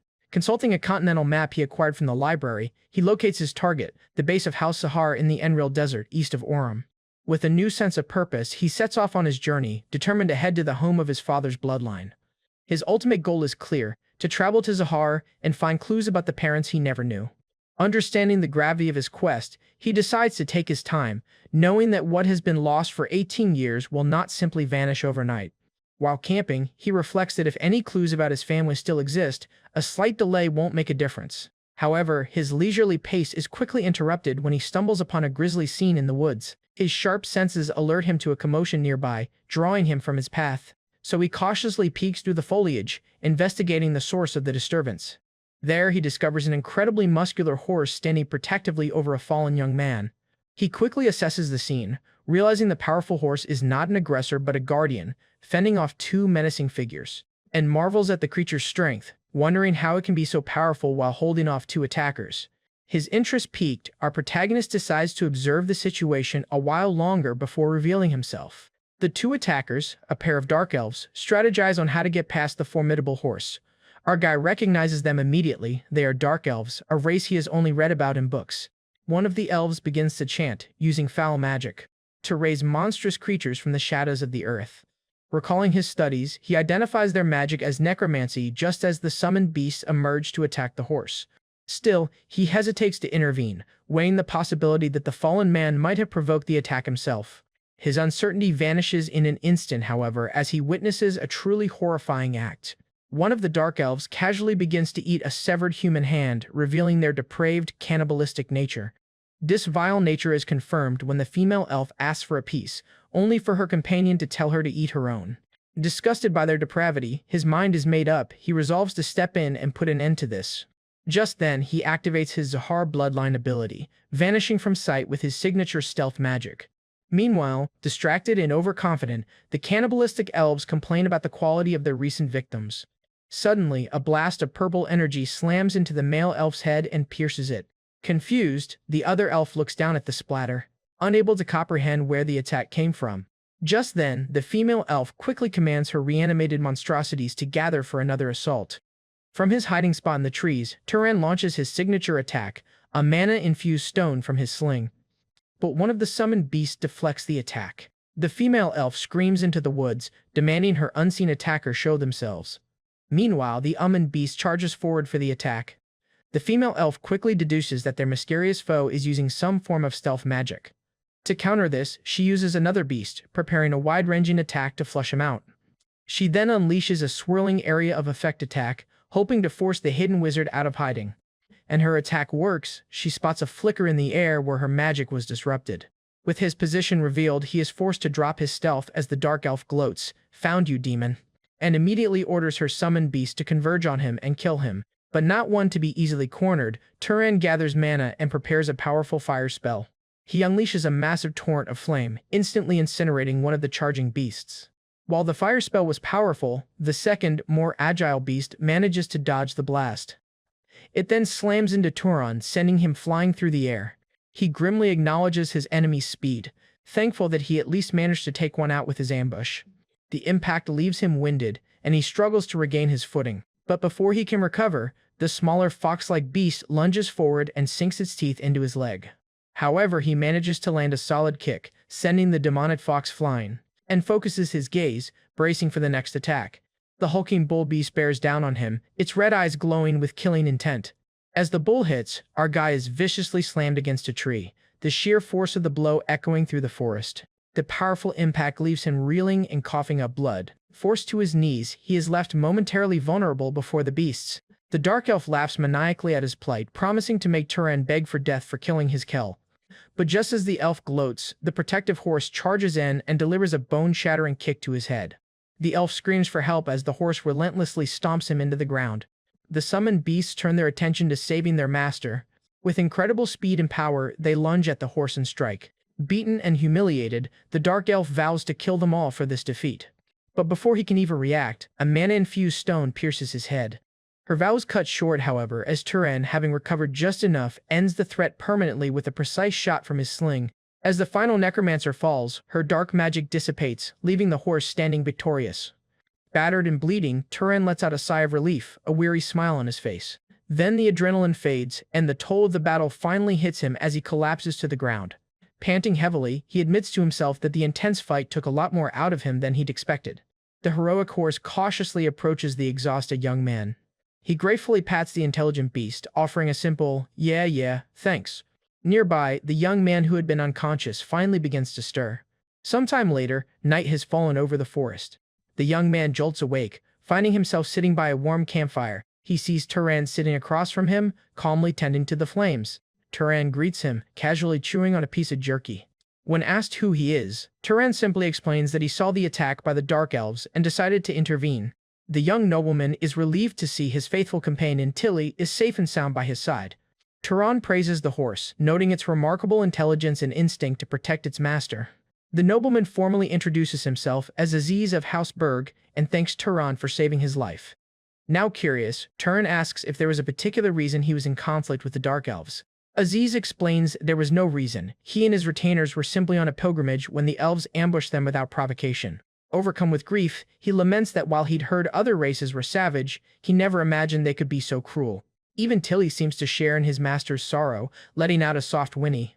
Aziz apologizes for his emotional display, explaining that the retainers he lost were very precious to him, and tells Turan that the fallen knights and servants had practically raised him since he was a child.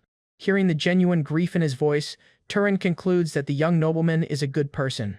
He then confirms for a worried Aziz that he killed both of the Dark Elves, and that should be the last of them. But to be absolutely sure, he closes his eyes and activates a search spell. His magical senses expand outwards, sweeping through the surrounding forest for any other threats. After a thorough scan, he confirms that there are definitely no more Dark Elves in the vicinity. Aziz then asks about Turan's plans, and he replies that he, too, is on a pilgrimage. Puzzled by Turan's immense power and solitary travels, Aziz speculates that he must be the child of a great house. Turan humbly downplays his abilities, however, crediting his victory to a successful ambush and the crucial help from Tilly. To demonstrate, he lets his own mana flare, a calm, powerful blue aura surrounding him. In response, Aziz reveals his own mana, which erupts in a brilliant, fiery orange. Their contrasting auras create a stunning display of power across the crackling campfire. Turan is genuinely shocked by the incredible amount of mana Aziz possesses, realizing it surpasses his own even after he absorbed the elves' power. Aziz deduces that for Turan to be so effective with less raw mana, he must be noble-born from a powerful bloodline with plenty of room to grow. The question still lingers in his mind, however. Why would someone with such potential be traveling all alone? Seeing an opportunity, he extends a formal invitation for Turan to accompany him to the estate of House Berg, and promises to repay Turan for saving his life, a proposal that our protagonist questions. Aziz proudly declares that his family, House Berg, are legendary enchanters who have crafted magic tools for generations. And he makes a grand promise, to craft for him the finest magic tool, one truly worthy of his power and heroism. Turan, Aziz, and his trusty steed Tilly continue their journey through the forest, heading towards the bird territory. Stopping at a makeshift grave, Aziz somberly wishes he could send the fallen from the Dark Elf attack back to their hometowns. He admits, however, that honoring his men properly will be difficult under the current circumstances. Turning to his companion, Aziz sincerely thanks him, not for saving his life, but for not mocking his display of emotion, and confides that he feels pathetic for crying over his subordinates, a weakness his father had warned him against. Recalling his father's harsh teachings, he explains that a true noble is meant to move forward without grieving, standing upon the sacrifices of others. He then reflects on this cold philosophy, thinking to himself that if not grieving for one's family is true strength, then it's something he could never achieve. At this, our guy offers a different perspective, reassuring Aziz that his grief isn't a sign of weakness, but rather one of kindness. Feeling a bond forming between them, Aziz suggests they drop the formal speech and talk more comfortably with each other. Then, with a bright smile, he extends his hand, officially offering his friendship. Having lived a life of isolation, Turan is momentarily taken aback by the very concept of having a friend. Still, he accepts the gesture, firmly shaking the young noble's hand and agreeing to their newfound friendship. After making their pact, Aziz suggests they take a break before continuing their journey. As they stop to rest, Turan's eyes are drawn to a wooden chest that Aziz brought with him. Aziz proudly reveals that the chest is a magical cold storage box, stocked with fresh food from the last city they visited. Turan is amazed by the convenience, learning that the magic tool can preserve food for up to a week. Continuing his demonstration, Aziz shows off other noble essentials: a pot that dispenses water, a disc that creates a shelter, and an orb that acts as a proximity alarm. And to top it all off, he shows that even his clothes are a magic tool, complete with a self-cleaning function. Turan is genuinely impressed, knowing that such a collection of magic tools is far from common. Aziz then promises to reward him with even greater things upon their return, vowing to repay the life debt he owes. He's so determined to repay his savior, in fact, that he vows if his family won't provide the rewards, he'll simply make the magic tools himself. Intrigued, Turan listens as Aziz brings up something far greater than any of the magic tools he has just shown. Aziz begins to marvel at the sheer diversity of Turan's magic, listing the incredible range of abilities he's witnessed on their short journey together.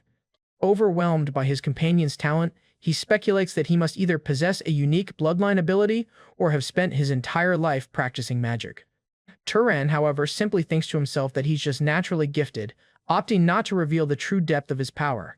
Remembering their agreement not to pry, Aziz quickly plays his question off as a joke, claiming no such all-powerful bloodline could possibly exist. Changing the subject, he asks about Turan's age, guessing he must be ancient despite his youthful appearance. However, he is left speechless when Turan reveals he's about to turn 18, a fact that makes his power level even more unbelievable. But the shock is mutual, as Turan learns that the boyish-looking noble is actually turning 43 this year. Aziz then states, "I should have known. When you had the magic power to take down 2 wraith sorcerers, I wasn't expecting there to be 2 geniuses like you in the world." And reveals that this other genius is his cousin, who is around Turan's age and possesses an incredible bloodline. When Turan asks if this cousin could make him magic tools, Aziz clarifies that as a member of the main house, she is far above such tasks. He then begins to explain the significance of the main house to the bewildered Turan, and describes his cousin as the Princess of Arabian, a figure destined for greatness and a potential future head of a great house. He further elaborates on the politics of the great houses, explaining that succession isn't guaranteed, even for the head's direct children. With dozens of relatives in a single generation, the competition to become the next head is fierce and utterly ruthless. In fact, it's a common occurrence for a more talented relative to usurp the position from the direct heir. However, he explains that his cousin, Mesa, was born with the greatest talent among all the head's children. A true prodigy, she awakened her power and mastered all forms of combat magic in just a single decade. Now, at only 21, her power is already on par with the core members of the house, thanks to the full support she received. Turan astutely asks if the house performed a funeral, hinting at the dark tradition of absorbing a deceased member's mana. Aziz confirms with a smile that when their granduncle passed away, Mesa inherited the bulk of his immense magic power. Turan grimly understands that this brutal tradition of concentrating power is precisely how the great houses maintain their supremacy. Their conversation ends as Aziz points ahead, announcing they have almost reached their destination. Turan looks on in anticipation as they approach the heart of the Arabian territory. Soon, the dense forest gives way to the vast and sun-drenched Deccan plains, and Aziz proudly announces that they have arrived in the central territory of Arabian. Before them lies the magnificent castle and sprawling estate of House Berg, located in the city of Zavalin.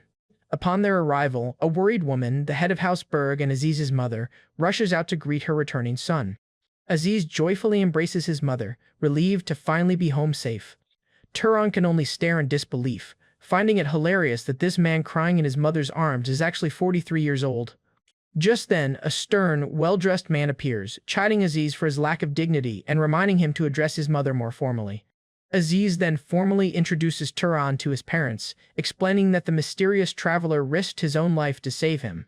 His mother, concerned, asks what happened, so he recounts their harrowing encounter with the dark elf wraith sorcerers. At this, she erupts in a fit of rage, swearing she will lead an army herself to annihilate the filthy wretches who dared to target her son.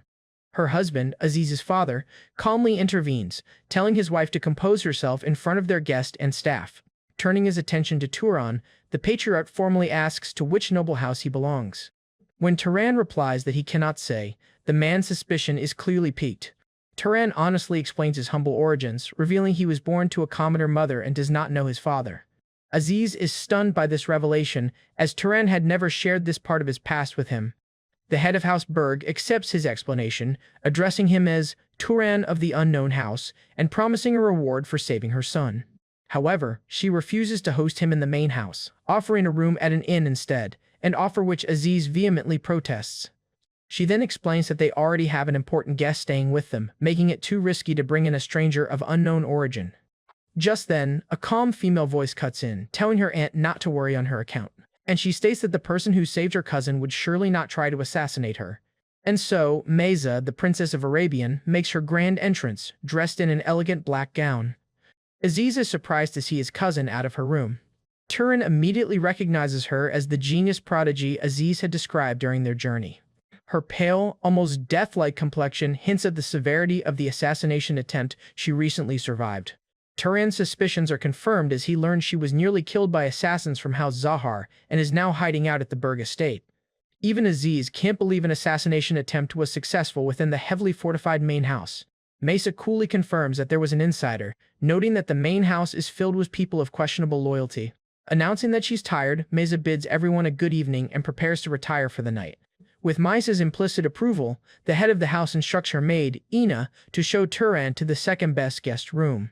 After his long journey, Turan finds himself resting in a lavishly decorated room, a world away from his simple shepherd's life. Later, he explores the opulent hallways of the Berg estate, taking in his new, temporary surroundings.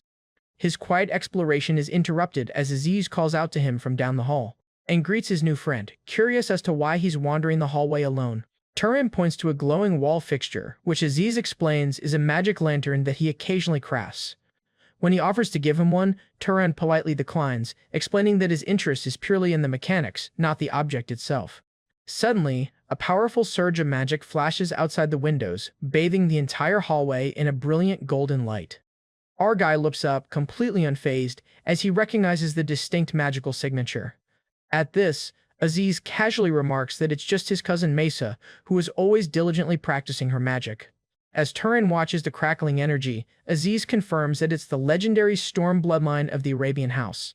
Gazing at the immense power on display, Aziz admits that while he's never hated his own bloodline, he's envious of his cousin's godlike potential. A glint appears in his eye as he wonders aloud just how strong the next leader of Arabian truly is, and asks Turan if he wants to take a look. Turan admits that he's also curious, yet feels it would be inappropriate for a suspicious outsider like himself to approach her. Aziz dismisses these concerns, confidently stating that he can vouch for his friend's character. Dropping the pretense, he reveals his true motive. He wants to see who is stronger between Turan and Mesa, a suspicion Turan had already figured out. With a wicked grin, he confesses that he's been holding a grudge against his perfect cousin for years. His ultimate goal is simple and petty. He just wants to see the unflappable Mesa frustrated for once in her life. With his plan set in motion, Aziz calls out to Mesa, who is training in the courtyard below. Mesa turns to see her cousin and the stranger, who introduces himself as Turan. Recognizing the name, she coolly asks what brings them to interrupt her practice. Aziz nonchalantly suggests they join her for magic practice, just like they used to do in the past. Mesa dryly recounts a childhood memory where he stormed off crying after she mastered a spell in 2 tries, a spell that had taken him an entire week. As Aziz seethes with embarrassment, Turan can't help but stifle a laugh. Trying to regain his composure, Aziz pivots, praising Turan's own incredible magical talent. He then springs his trap, suggesting that the two prodigies should test their skills against each other in a duel. She considers the proposal with a flicker of interest in her eyes. The duel is implicitly accepted, as Turan and Mesa now stand opposite each other in the silent courtyard. Without a word, Turan feels an immense wave of magical power begin to gather around his opponent. The clear sky instantly darkens as she summons a powerful storm with her bloodline ability. Wreathed in golden lightning, her eyes glow with raw, untamed power. The sheer pressure emanating from her is so intense that it seems to distort the very air around him. His eye widens, reflecting the overwhelming display of the storm bloodline's might. As the storm ends, beads of sweat form on Turan's brow, as the effort of simply withstanding her immense aura begins to take its toll. Breaking the silence, she looks at him and says she hates to say this, and confidently declares, "I don't believe you're a match for me." However, Aziz quickly steps in to mediate, conceding that Turan might not match Mesa in raw mana, but insisting his true strength lies elsewhere. Boasting about his new friend, he proclaims that Turan is a magic genius unlike any he has ever seen, surpassing even Mesa in raw talent. Her interest piqued by this high praise, she challenges Turan to prove his supposed greatness. Turin proposes the terms of their duel. They will each demonstrate a magic the other doesn't know, and the first to successfully replicate the spell wins. Aziz enthusiastically endorses the plan and eagerly asks Mesa for her agreement. She accepts the challenge, stating that she has heard Turan doesn't know his bloodline, so they both will use unique magic instead of their bloodline magic. Stepping forward with confidence, she announces that she will demonstrate her magic first. Turan and Aziz watch, waiting to see what the famed Princess of Arabian has in store. With a single stomp, she summons thick, glowing vines that erupt from the stone floor and ensnare an unsuspecting Aziz. Before he can react, he is completely bound by the powerful plant magic, yelling out in surprise.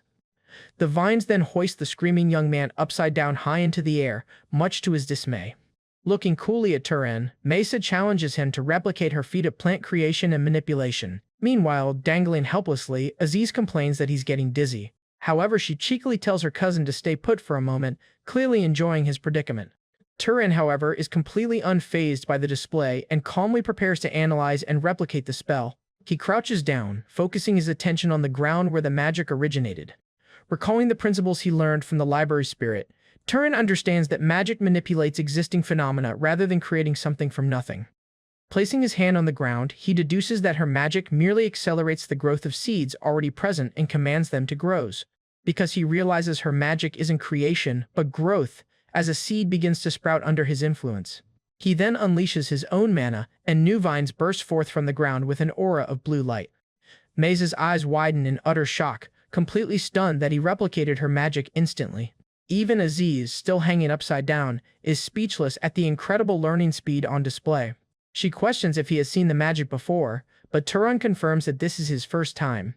Conceding the first round, she admits Aziz might have been right about Turan's talent, before unceremoniously dropping her cousin to the ground.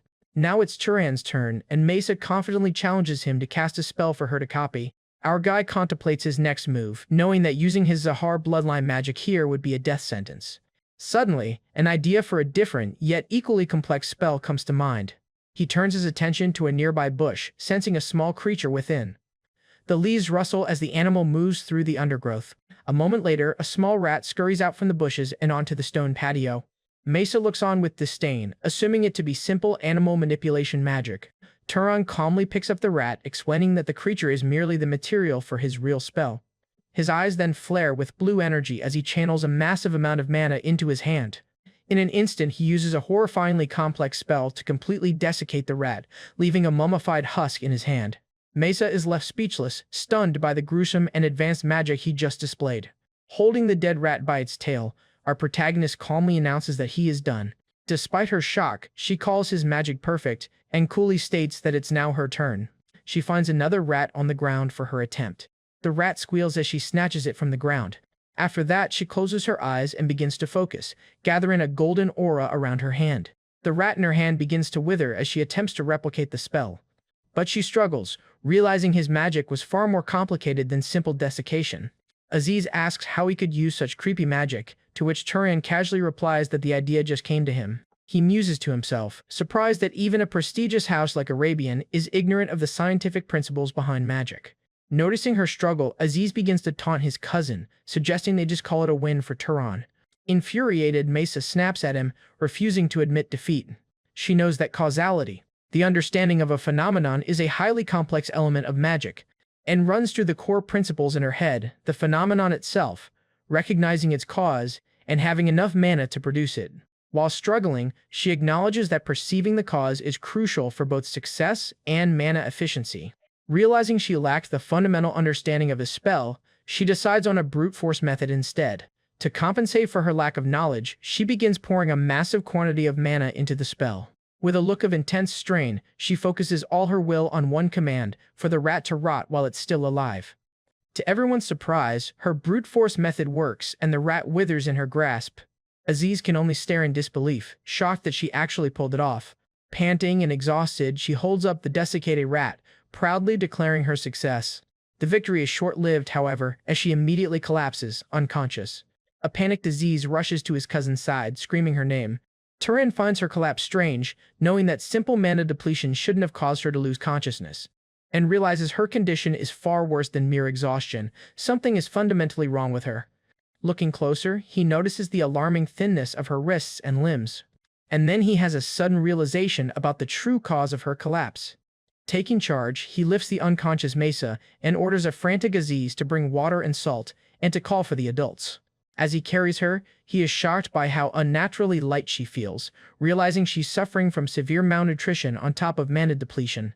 Sometime later, Mesa groans as she begins to regain consciousness in her bed. Her aunt rushes to her side in a panic, asking if she's okay. Confused, Mesa asks where she is, and her aunt explains that she collapsed during a magic training session. She looks down sullenly as the memory of her duel and subsequent failure returns. Her aunt then asks if Turan was responsible, revealing that he is currently being held under observation. Mesa frantically defends him, insisting it was her own mistake and not his fault, before demanding that everyone leave. Concerned, her aunt brings her a bowl of soup, pleading with her to eat something despite the magical condition that makes it so difficult.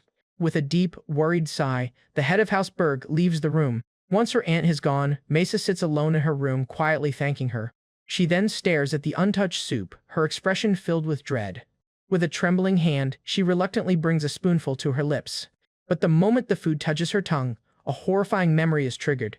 She's haunted by flashbacks of her dying family, begging her for help as they waste it away.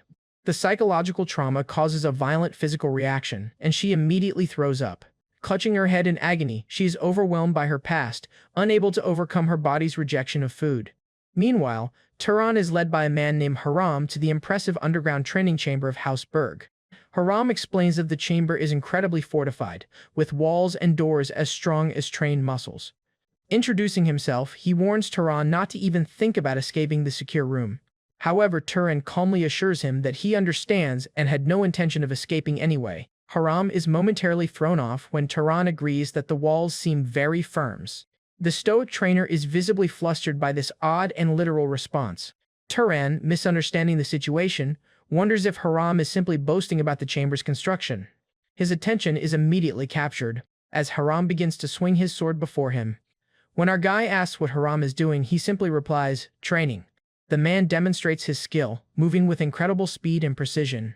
Turan watches with admiration, recognizing the perfect efficiency in his movements as the mark of a truly trained body. Haram finishes his display and turns his intense gaze back toward Turan. Thinking he was being disruptive, Turan apologizes, but Haram tells him it's fine. Leaning in close, he then aggressively demands to know what Turan saw in his movements. Completely unfazed, Turan gives a simple, honest answer, "I thought it was cool." Haram is stunned into silence by the unexpectedly straightforward and earnest response, and explains that most nobles dismiss weapon arts, finding it easier to rely on ranged magic, but he scoffs that this is only because nobles have weak bodies and must rely on magical tricks instead of true strength. Turan agrees, acknowledging that for most bloodlines not specialized in strength, focusing on magic is simply more practical. However, he recalls his own recent battles, knowing from experience that close-quarters combat is sometimes unavoidable. Haram's expression changes as he offers Turan a practice sword. He holds out the weapon, telling him to take it and officially beginning his training.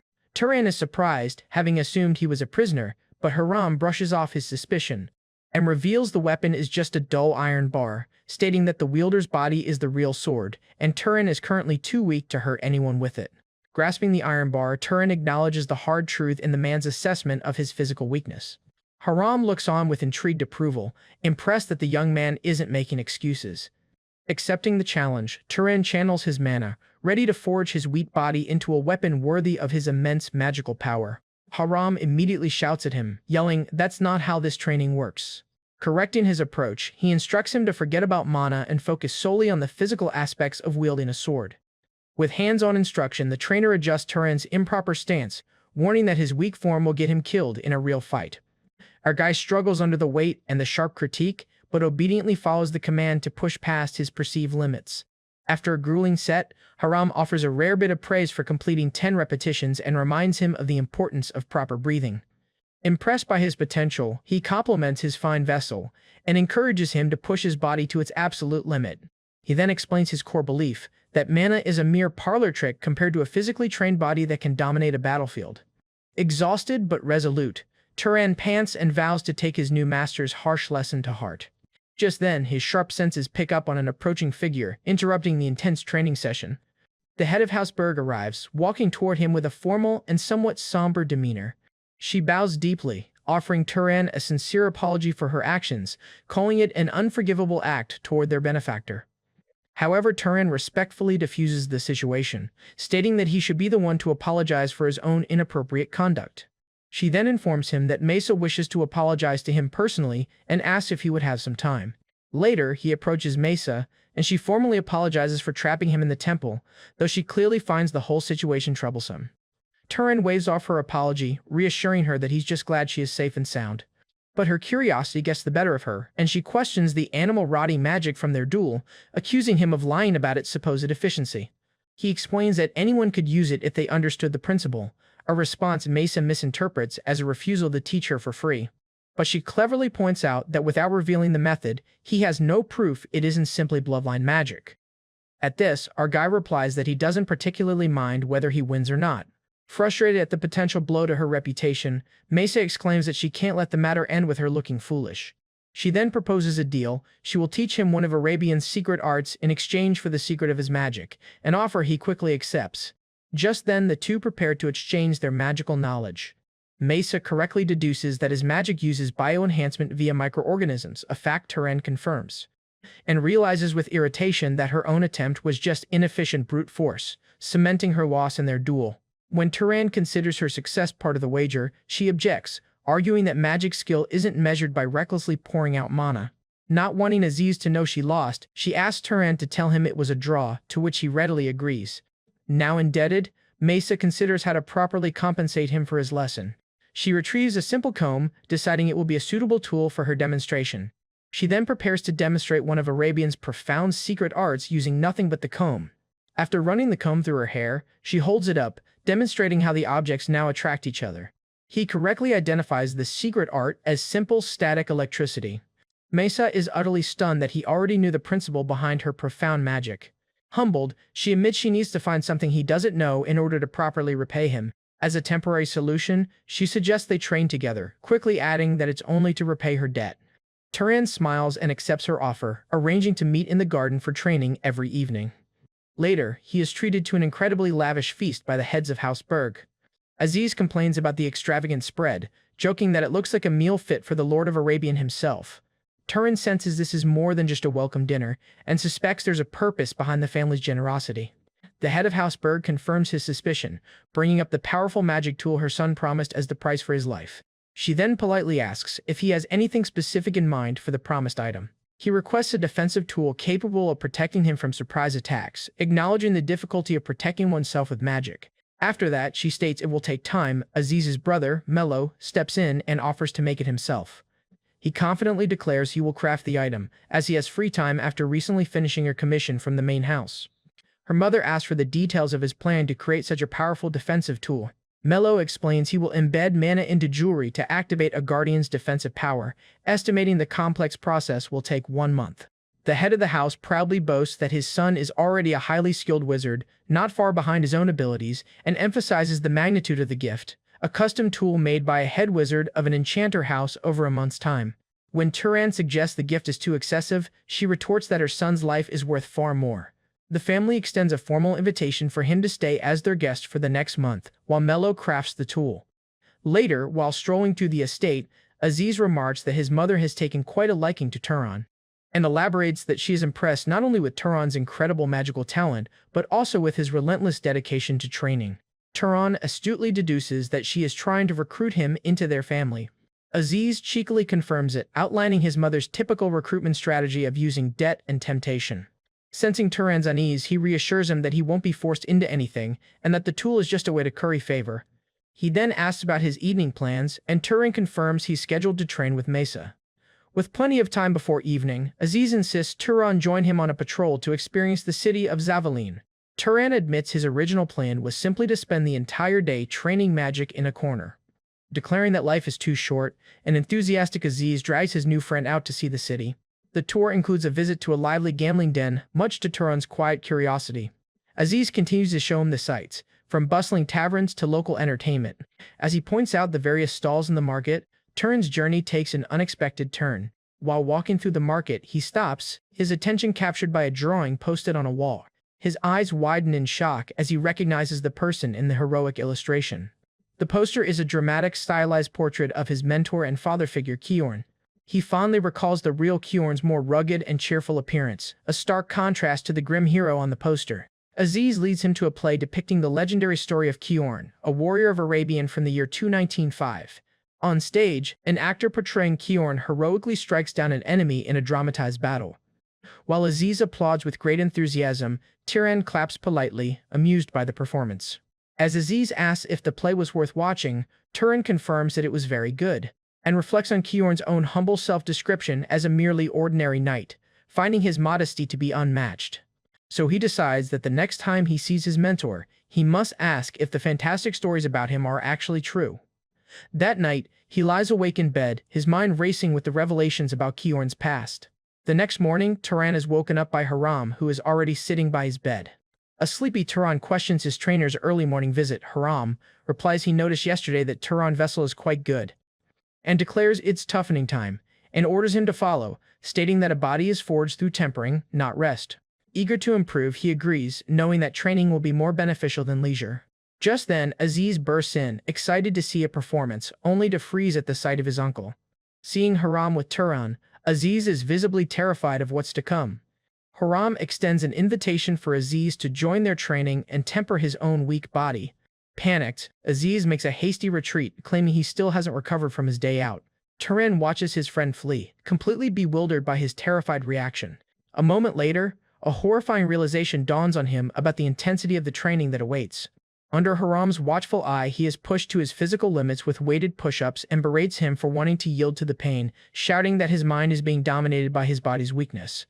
Trembling with exhaustion, Turan struggles to complete the one last repetition demanded of him. Just as he reaches his breaking point, Haram calmly states, "That's enough for now." Turan collapses onto the floor, utterly spent from the grueling workout. Haram looms over him, asking if he's tired, to which he can only gasp in agreement. The trainer explains that as a wizard, this level of training is a one-time affair, a fortune not afforded to non-magic users. He then clarifies that an ordinary person's body weakens over time, requiring constant trials to maintain its peak condition. Wizards, however, benefit from mana maintaining their bodies, meaning once they are forged into steel, they don't weaken. With a menacing grin, he declares Turan's short rest is over and that he must be fully recovered. A look of pure panic crosses Turan's face as he realizes the training is about to resume. Haram proclaims that since he has rested enough, it's time to move on to weaponry and combat training. Turan's scream of agony echoes through the well-equipped training hall. Despite the pain, he reflects that his days spent training at Hausberg have been incredibly fulfilling. His daily routine consists of waking up early for brutal physical conditioning with Haram in a high-gravity training room. In the evenings, he practices advanced magic concepts with Mesa, such as creating lightning through finger friction. This grueling but productive routine continues, and 3 weeks pass by in a flash. During practice, one of his lightning bolts misses the target, crashing into the wall behind it. He looks at his sparking finger in frustration, annoyed that he missed the shot again. Mesa observes his training, noting that he's struggling more with this particular magic than she expected. At this, he explains with a wry smile that his difficulty stems from not being a native of Arabian like her. Mesa admits she can't offer much help. As for her, aiming lightning is instinctual. She just shoots and it hits. Just as he remarks that it's harder than it seems, their session is interrupted by a voice calling for Mesa. She turns with a look of annoyance to see who is calling for her. A messenger from the main house hurries towards them across the garden. When the man asks about Turan, she dismisses him, saying it's none of his business, and sharply reminds him that she had given orders not to be disturbed while she was recovering. Ignoring her complaint, the messenger announces that the patriarch has summoned her. At this, she warns him that if the reason is trivial, he will be punished. He then delivers the urgent news: dark elves have been rampaging across the south. Both Turan and Mesa are stunned to learn that 3 cities have already fallen, prompting the assembly of an expeditionary force. An image of a terrifying horde of dark elves with glowing yellow eyes foreshadows the coming conflict. With a serious expression, Turan understands the gravity of the news. The enemy he faced before has now appeared in force. After dismissing the messenger, Mesa confirms she understands the summons and will return to the main house soon. With a sigh, she decides to investigate the dark elf situation herself. Before they part ways, she tells him she wants to repay him for teaching her creepy corruption magic.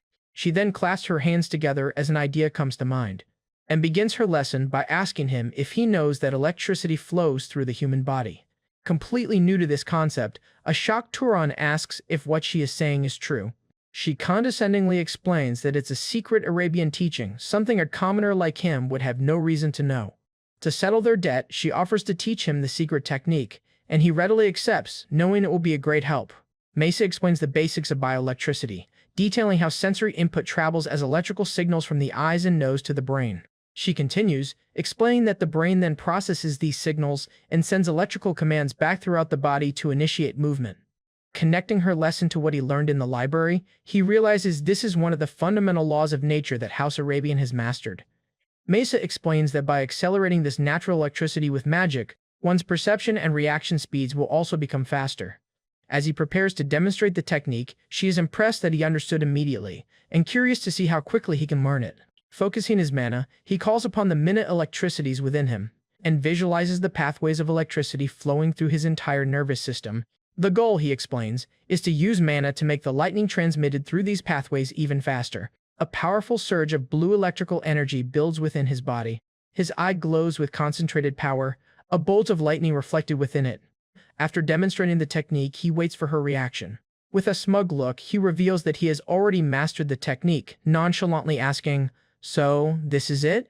However, the immense power proves too much for his untrained body, and he is hit with a severe backlash. He stumbles forward, clutching his head in agony from the magical overload. Mesa smugly notes his success, but adds that the pain is simply the consequence of recklessly using so much mana. However, she reassures him that the headaches will pass as he gets used to it, though he feels this invaluable lesson is more than he can ever repay. As she prepares to depart, she tells him to consider her teaching an investment in his talent, and jokingly warns him that once he learns even greater magic, she'll come to collect on everything he owes her. With a final look back, she flies off towards the main house. He watches her leave, reflecting on the powerful new magic he has just learned. The scene transitions to a hawk crying out over a bustling city. In Morgan City, a massive crowd has gathered for a deployment ceremony. Citizens cheer wildly, chanting "Glory to Arabian," as the expedition force prepares for war. Watching them, Turan remarks to Aziz that the ceremony looks more like a triumphal procession. Suddenly, Aziz's face lights up as he spots someone in the procession below. Forgetting his noble decorum, he excitedly shouts out to his cousin Mesa as she rides by on her horse. His father quickly grabs him, reminding him to maintain his dignity, but it's too late. Just then, an announcer's voice booms over the square, heralding the entrance of the head of House Arabian. A line of stern-faced guards parts the crowd, making way for their leader. Turan's gaze sharpens, curious to finally see the leader of such a powerful house. Through the crowd walks a heavily scarred and imposing man, the current head of House Arabian. It is the legendary patriarch, Badal Arabian. Noticing the patriarch's pale complexion, Turan asks Aziz if he is in ill health. Aziz mentions old rumors that Badal suffered grave injuries in a fight with the head of House Zahar, but he simply dismisses it as old age. Badal raises a hand to the sky, commanding the attention of the entire city. The crowd falls silent, watching their leader in rapt attention. A citizen looks up with tears of awe and reverence in his eyes. Badal addresses his people, telling them to trust in his strength and advance forward without fear. His eyes glow with immense power as he declares, "This is the strength of Arabian." He then unleashes a massive wave of golden energy, empowering every soldier and citizen in the square. The crowd roars as they are bathed in the patriarch's overwhelming magic. Filled with newfound strength and morale, the people chant for the glory of Arabian and the protection of their Thunderlord.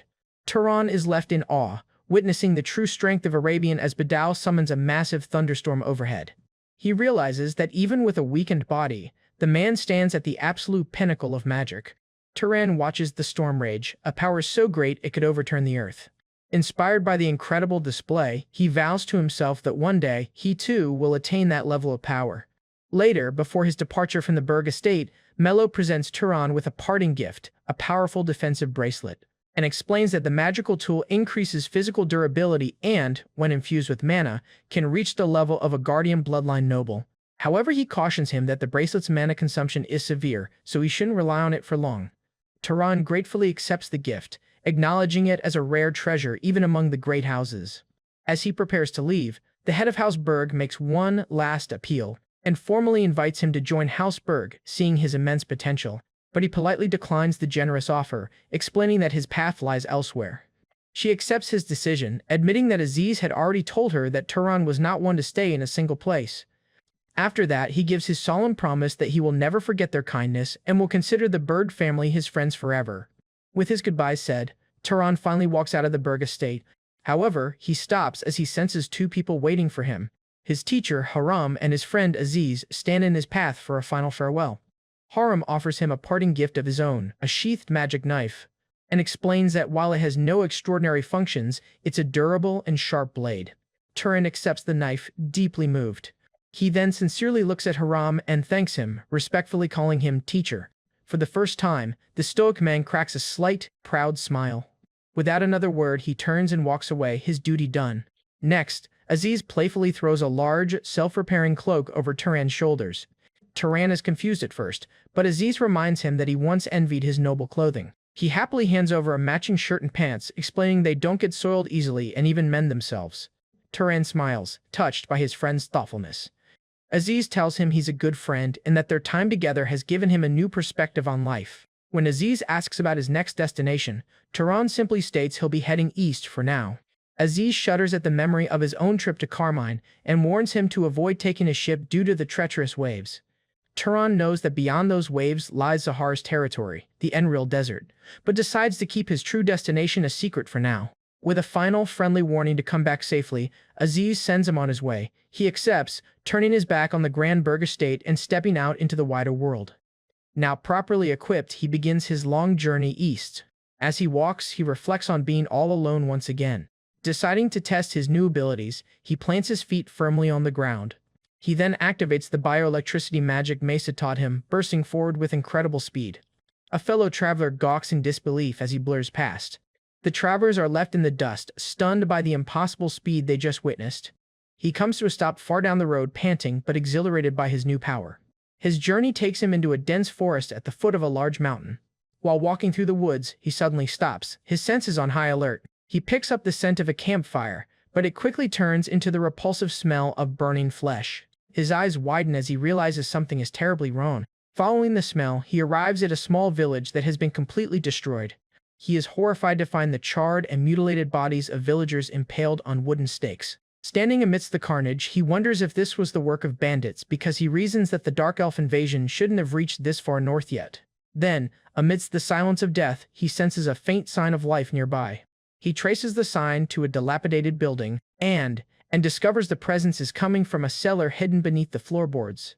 Turan firmly grips the handles of the heavy cellar door. With a heave, he throws the wooden door aside, revealing the darkness below. Hiding inside is a small, terrified girl, the village's sole survivor. Mistaking him for one of her attackers, she lets out a piercing scream. At this, he holds up his hands peacefully, trying to calm her and assure her that he is there to help. With tears welling in her eyes, she looks up with a sliver of hope, asking if he is telling the truth. Confirming that he is, he gently asks what happened to her village. The girl tearfully explains that everyone was killed by a single wizard, a revelation that shocks him.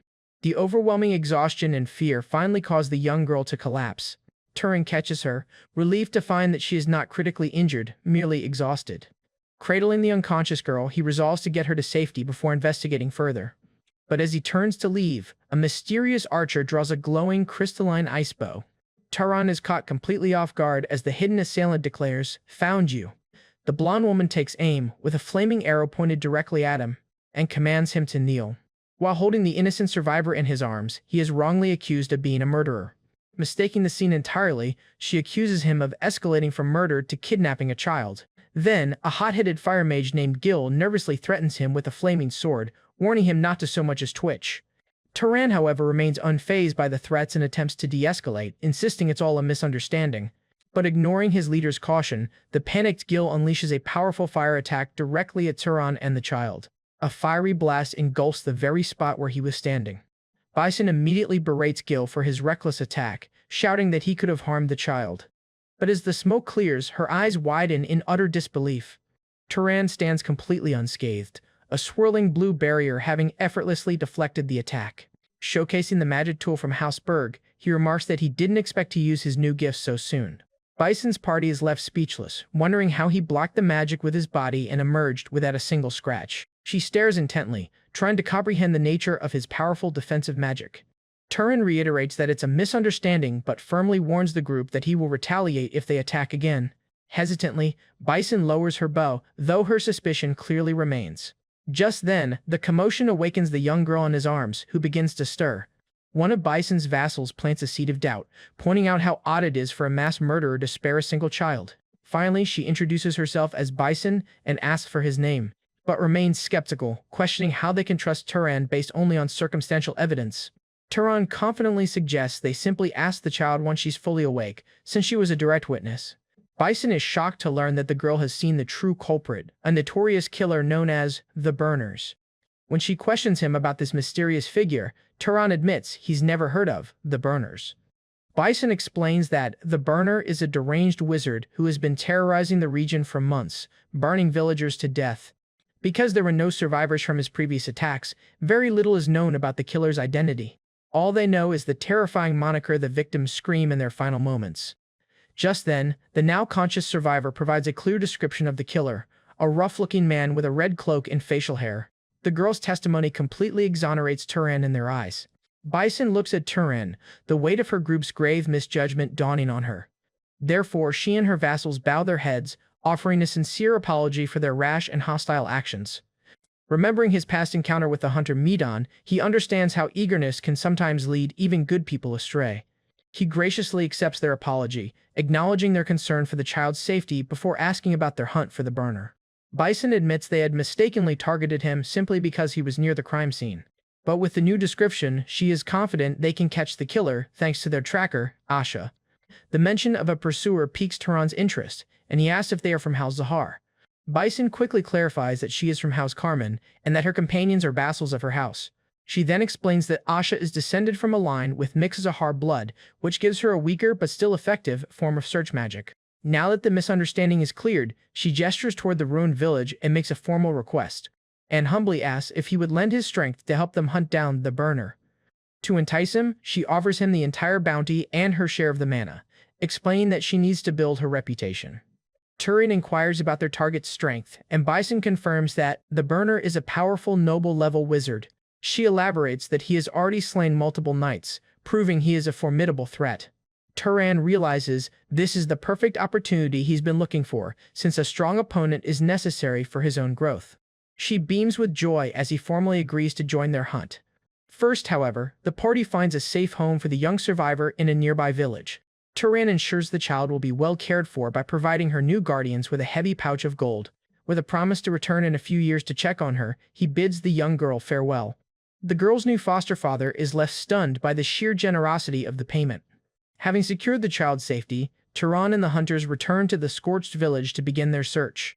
Asha, the party's tracker, activates her search magic, her eyes glowing with focus. The group follows her into the woods as she begins to track the killer's trail. With her senses now honed on a specific target, she confidently points the party in the right direction.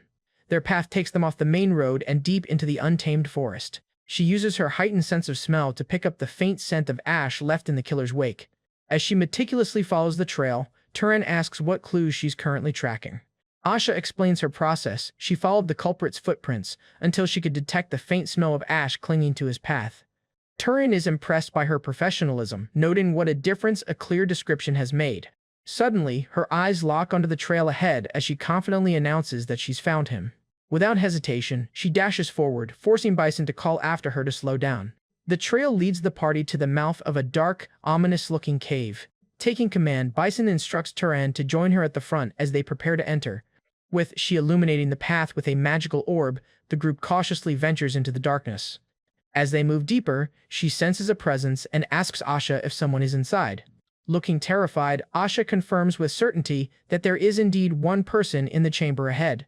They proceed into the main cavern, ready for a confrontation. Bison's expression hardens as they approach their target's lair. The cavern is dimly lit by a few scattered torches, revealing a lone figure in the shadows. They've found him. The cloaked man known as the Burner stands waiting. The man turns, a deeply unsettling smile on his scarred face, and welcomes his dear guests. When he asks, "Is that person the Burner?" Asha confirms his identity, stating she can smell the ash on him. Bison draws her bow and confronts the man, accusing him of being the village-burning murderer. The Burner merely smirks with feigned confusion, claiming he doesn't understand the accusation. Then, without another word, he unleashes a massive explosion of fire, attempting to incinerate the entire party. Caught off guard by the sudden and powerful attack, the others cry out in alarm. But Turan reacts instantly, activating the defensive bracelet gifted to him by Mello. A powerful magical shield envelops both him and Bison, completely negating the fiery blast. The burner stares in shock, unable to believe his strongest attack was blocked so easily. Seizing the opening, Bison fires a magically charged ice arrow straight at the stunned wizard. The arrow finds its mark, piercing deeply into his leg. The impact slams the killer to the ground, seemingly ending the fight in a single blow. However, the wounded burner defiantly slams his hand onto the stone floor. Suddenly, a gigantic stone hand erupts from the ground, threatening to crush them. Turan is taken aback, surprised that a supposed pyromancer can also manipulate earth. Using his enhanced agility, he narrowly dodges the crushing stone attack, and he immediately blitzes towards the downed burner, closing the distance in a flash. The killer desperately reaches out to cast another spell, but it's too late. Turan lands a clean, decisive blow with a stone enhanced by magic, cutting his opponent's hand. The sheer force of the strike sends the burner careening across the cavern. Before the man can recover, Turan gathers bioelectricity in his hand. He then unleashes a powerful electric shock, paralyzing the burner and neutralizing him completely. The murderer convulses in agony as Turan's attack incapacitates his nervous system. Turan calmly stands over the defeated and twitching form of the burner. Bison catches her breath and confirms their victory, as he tells her to tend to the others while he handles the prisoner. Just then, he drops some seeds, and he uses his magic to securely bind the unconscious murderer with plant roots. With the killer's arms and legs sealed, he prepares his blade for interrogation. He roughly wakes the captured fanatic and demands answers. The burner, though bound and defeated, manages a weak, defiant chuckle. Pressing a knife to the man's throat, Turan warns him that any attempt to use mana will result in his immediate death.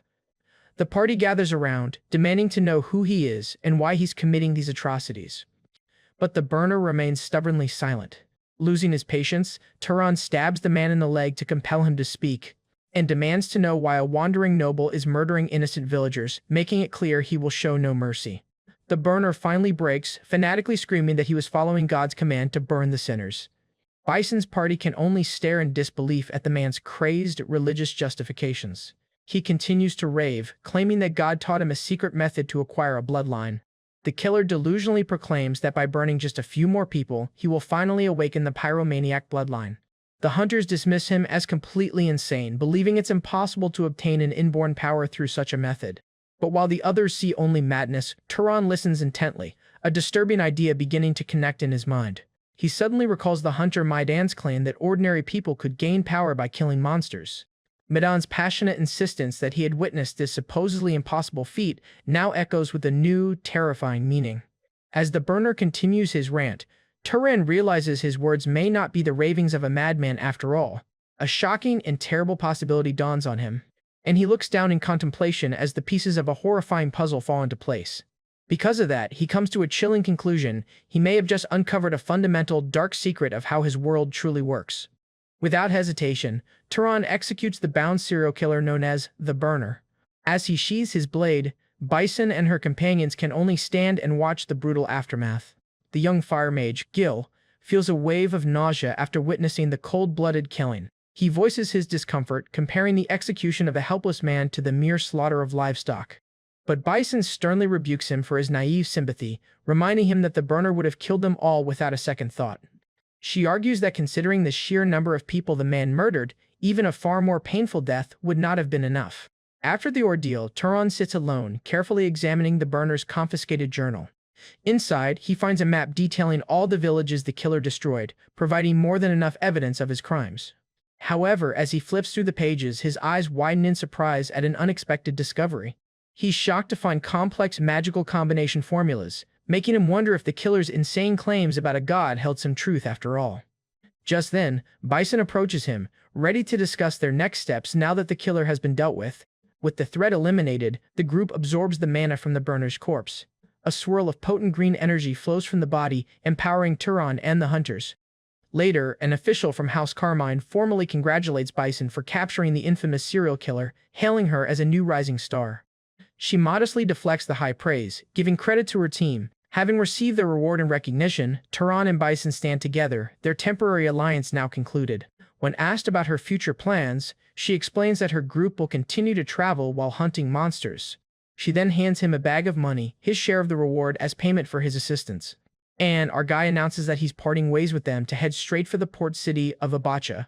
Before they part, Bison whispers to him and he agrees to keep quiet about the burner's world-shattering claim that one can acquire a bloodline through murder. With their business concluded, Bison, Asha, and Gil wave a friendly goodbye to their temporary companion. Turan weighs back, but internally reminds himself that while the burner's theory is dangerous, there's no definitive proof, yet. His journey continues alone as he treks across a vast and desolate desert. As he walks, he senses a distinct change in the atmosphere, noting that the air is becoming more humid. He tests his pyromancy and confirms his suspicion. The humidity has weakened its firepower and increased its mana cost. On the other hand, the change in climate has a positive effect on a different type of magic. He discovers that it has become significantly easier to conjure and manipulate water. This dramatic shift in elemental affinities can only mean one thing: he is finally approaching the coast.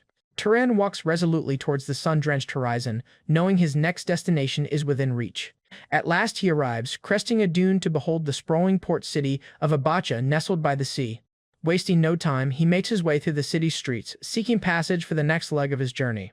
In a local tavern, he overhears sailors loudly discussing their plans to set sail the next day. They complain bitterly about their dangerous route to the Enreal Desert, which is plagued by constant harpoon attacks from merfolk. Adding to their woes, others chime in about the ever-present threat of pirates on the very same route. Their captain, a man named Boros, laments that he's on the verge of paying funeral expenses instead of wages, and is desperate to hire a skilled knight. Seeing his chance, Turan approaches the captain's table, inquiring if their ship is indeed heading to the Enreal Desert. Captain Boros dismisses him gruffly, saying he doesn't have room and that he'd sooner take a barrel of booze than an extra passenger. In a quiet display of power, Turan places his hand over the captain's mug of ale. Boros looks up, annoyed and ready to tell the stranger off. But he's rendered speechless as Turan's magic instantly freezes the drink into a solid block of jagged ice. The captain can only stare in disbelief at the frozen mug on his table. The entire tavern stands in awe. Now intrigued, the captain asks what brings a powerful knight to a place like this, and Turan repeats his desire to board a ship to the Enreal Desert. And he makes his offer clear: he will serve as the ship's guard against pirates and merfolk in exchange for passage. Boros is hesitant, explaining that his ship is poor and he can't afford a salary, let alone provide a room befitting a knight's status. Unfazed, Turan insists that he doesn't care about pay or conditions. His sole objective is to reach the Enreal Desert. Stunned by his incredible good fortune, Captain Boros eagerly asks if he's serious. With a wide, almost greedy grin, the captain declares the deal settled and immediately welcomes him to the crew. With their new guard hired, the ship departs from the port of Abacha and sets sail for the open sea. Meanwhile, in a different part of the world, a fortress burns under a relentless assault from monstrous dark elf-like creatures. In the midst of the chaos, a lone soldier of the Arabian forces fights desperately for his life. He stares down a grotesque, muscle-bound beast, one of many in the overwhelming enemy force. The soldier skillfully evades a massive swing and counters, slicing through one of his attackers. He continues his fight against overwhelming enemies. Despite his bravery, he is quickly being overwhelmed by the sheer number of assailants. Completely surrounded, he finds himself hopelessly outmatched by the vicious horde. Realizing his death is imminent, he braces for the final blow. But suddenly, a massive bolt of lightning descends from the heavens, vaporizing the monsters around him. The soldier looks up from the smoldering remains, shocked by his miraculous rescue. Maisa, the Princess of Arabian, descends gracefully from the sky, her powerful magic turning the tide of the battle. As the grateful soldier stammers his thanks, she coolly commands him to rejoin his unit. The soldier scurries to safety, while she prepares to re-engage the enemy. Suddenly, her uncle, Kadram Arabian, appears by her side, calling out her name. As the vice-captain of the subjugation force, he immediately checks to see if she's been hurt in the fighting. Meza assures him she is fine, but he chides her for being reckless, reminding her that her life is far more valuable than those of ordinary knights. However, she dismisses his concerns and quickly changes the subject, asking for a report on the battle's progress. Kadram informs her that they are successfully reclaiming the area, though they still haven't located the enemy's hidden tunnels. With cold determination, she tells him to inform her as soon as the tunnels are found, as she intends to deal with them personally. Ignoring her uncle's authority, she flies back into the heart of the battle, leaving him behind. At this, he mutters angrily about her insolence, blaming his brother for raising her to be so reckless. Watching her fight, he fears that her rash behavior will lead her to the same tragic fate as her mother and younger brother. Meanwhile, far away on the open sea, Turan's ship sails peacefully towards its destination. He stands alone at the ship's railing, gazing out at the vast, endless ocean. He then broods over the difficulty of his quest, admitting to himself that he has no idea how he'll find any clues about his Zahar lineage once he arrives. Unaware of his father's status, he knows that simply barging into Zahar territory could be incredibly dangerous. He laments that his only leads are a few heirlooms and a crude, childlike drawing of his mother, and wonders how long his search will take with so little to go on.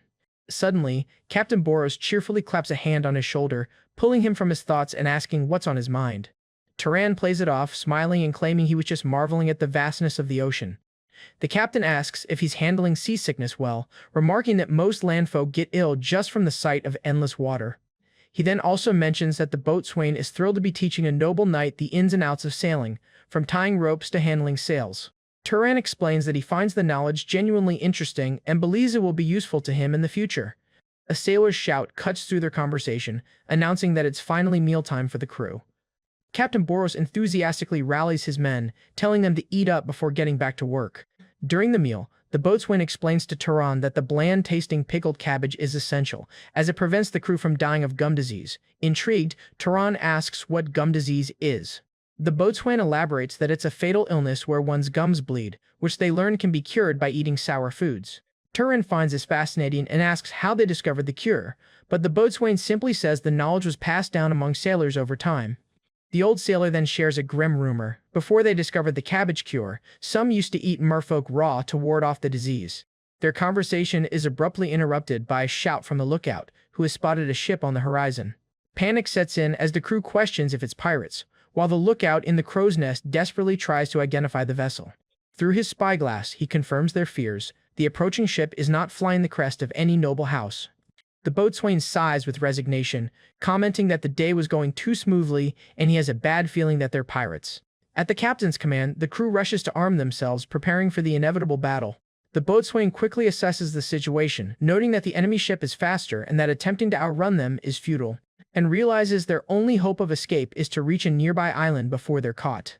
Putting his trust in their new guard, the captain turns to Turan and asks if he'll be all right. Turan smirks confidently, reassuring him that as long as there are no knights or nobles aboard the enemy ship, it will be no problem at all. Filled with new confidence, Captain Boros gives the rousing order to turn the ship and engage, spurred on by the crew's cheer of "Long live the knight." The ship skillfully maneuvers through the waves, turning to face the approaching pirate vessel head-on. The pirates jeer from their deck, laughing as they offer to spare their lives if they stop the ship and surrender. When our guy asks if they should surrender, the boatswain grimly clarifies that a pirate's idea of mercy is cutting off their captive's legs before throwing them overboard. Having heard enough, Turan mutters, "Just as I thought," and takes a firm step forward. Then, in a breathtaking move, he leaps high into the air, easily clearing the gap between the two moving ships. He lands single-handedly on the enemy deck amidst the stunned pirates, immediately felling the closest one with his blade. The pirates are shocked by the one-man boarding party, yelling in confusion and demanding to know who he is. As their leader screams at them to attack, Turan unleashes his magic, summoning dozens of deadly ice shards from the moisture in the air. The crystalline projectiles rain down on the pirates, impaling them and turning the deck into a scene of bloody carnage. He then looks upon the chaos he has created with a cold, almost cruel, smile. With blue energy crackling around his hand, he decides that against these kinds of people, there's absolutely no need to hold back. The deck is already littered with bodies, yet Turan stands ready for the next wave. One of the pirates rallies his terrified comrades, shouting that it's a matter of kill or be killed. Driven by desperation, the remaining pirates charge forward in a final, futile assault. Turan's eyes glow with frigid power as he prepares to meet their charge. He effortlessly conjures an ice blade, ready to carve a path through his enemies. With his newly formed blade, he easily cuts them, demonstrating his superior skill. Ignoring the carnage, a pirate captain yells for his men to keep attacking without letting up. Turan's ice sword clashes against steel blades, blocking another pirate's attack. Like a dancer in a storm of blades, he expertly dodges and defends against multiple assailants. In a brutal display of efficiency, he skewers two pirates with a single, fluid motion. His focus is absolute as he analyzes the movements of every remaining enemy. With the precision swing of his ice sword, he cuts down another enemy. The fight continues as the pirates charge at him. His movements are a blur of white hair and black cloth as he continues his slaughter. He spins through the crowd, his ice magic cutting down anyone who gets too close. Another pirate falls, his back pierced by two lethally placed ice shards. Suddenly, a pirate manages to grapple him from behind, screaming, "Die!" as he goes for a fatal stab. The blade impacts Turan's back, but the expected killing blow never comes. Seeing an opportunity, two more pirates rush in to stab him while he's seemingly defenseless. The pirate's eyes widen in sheer disbelief at what happens next. However, Turan remains unfazed as the sword stops just near his neck. The attackers realize in horror that their blades cannot pierce his skin, thanks to his magic-infused cloak. He retaliates instantly, impaling every one of them with razor-sharp shards of ice. Blood sprays as their lives are extinguished. With a wild grin, Turan launches himself back into the fray to finish the job. The last of the pirate crew are dismembered in a final, gory display of his power. The screams of the dying echo across the ship as the battle reaches its bloody conclusion. Silence finally falls as Turan stands victorious over the last of the slaughtered pirates. From above, the sheer scale of the massacre is clear, with dozens of bodies covering the deck. The captain and his crew connect the two ships. As the captain approaches him, he laughs in disbelief, exclaiming that Turan single-handedly wiped them all out, and jokingly asks if he works as a professional cleaner, given how thoroughly he dealt with the pirates. The rest of Boros' crew erupts in cheers, hailing Turan as their heroic knight. One of the sailors, concerned by the blood, asks if Turan needs to see a physician. Spattered in gore but completely unharmed, Turan casually reassures the man he's fine and clarifies with a chilling calmness that all the blood belongs to the pirates. After taking control of the captured vessel, Captain Boros reports that he searched the ship thoroughly, and explains that the pirate ship was actually a merchant vessel that went missing years ago, but he scoffs that it's just like those low-life pirates to steal and repaint a ship for their own use.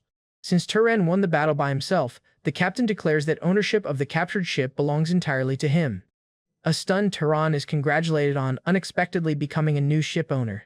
Unsure how to proceed, he asks the more experienced captain for advice on his newfound asset. Boros explains the tedious and unprofitable option of returning the ship to its original owners. Then, he suggests a much better alternative: sell the ship at the Northern Sea Islands, where the demand is high. However, he notes the logistical challenge, as moving the second ship will require his own crewmen.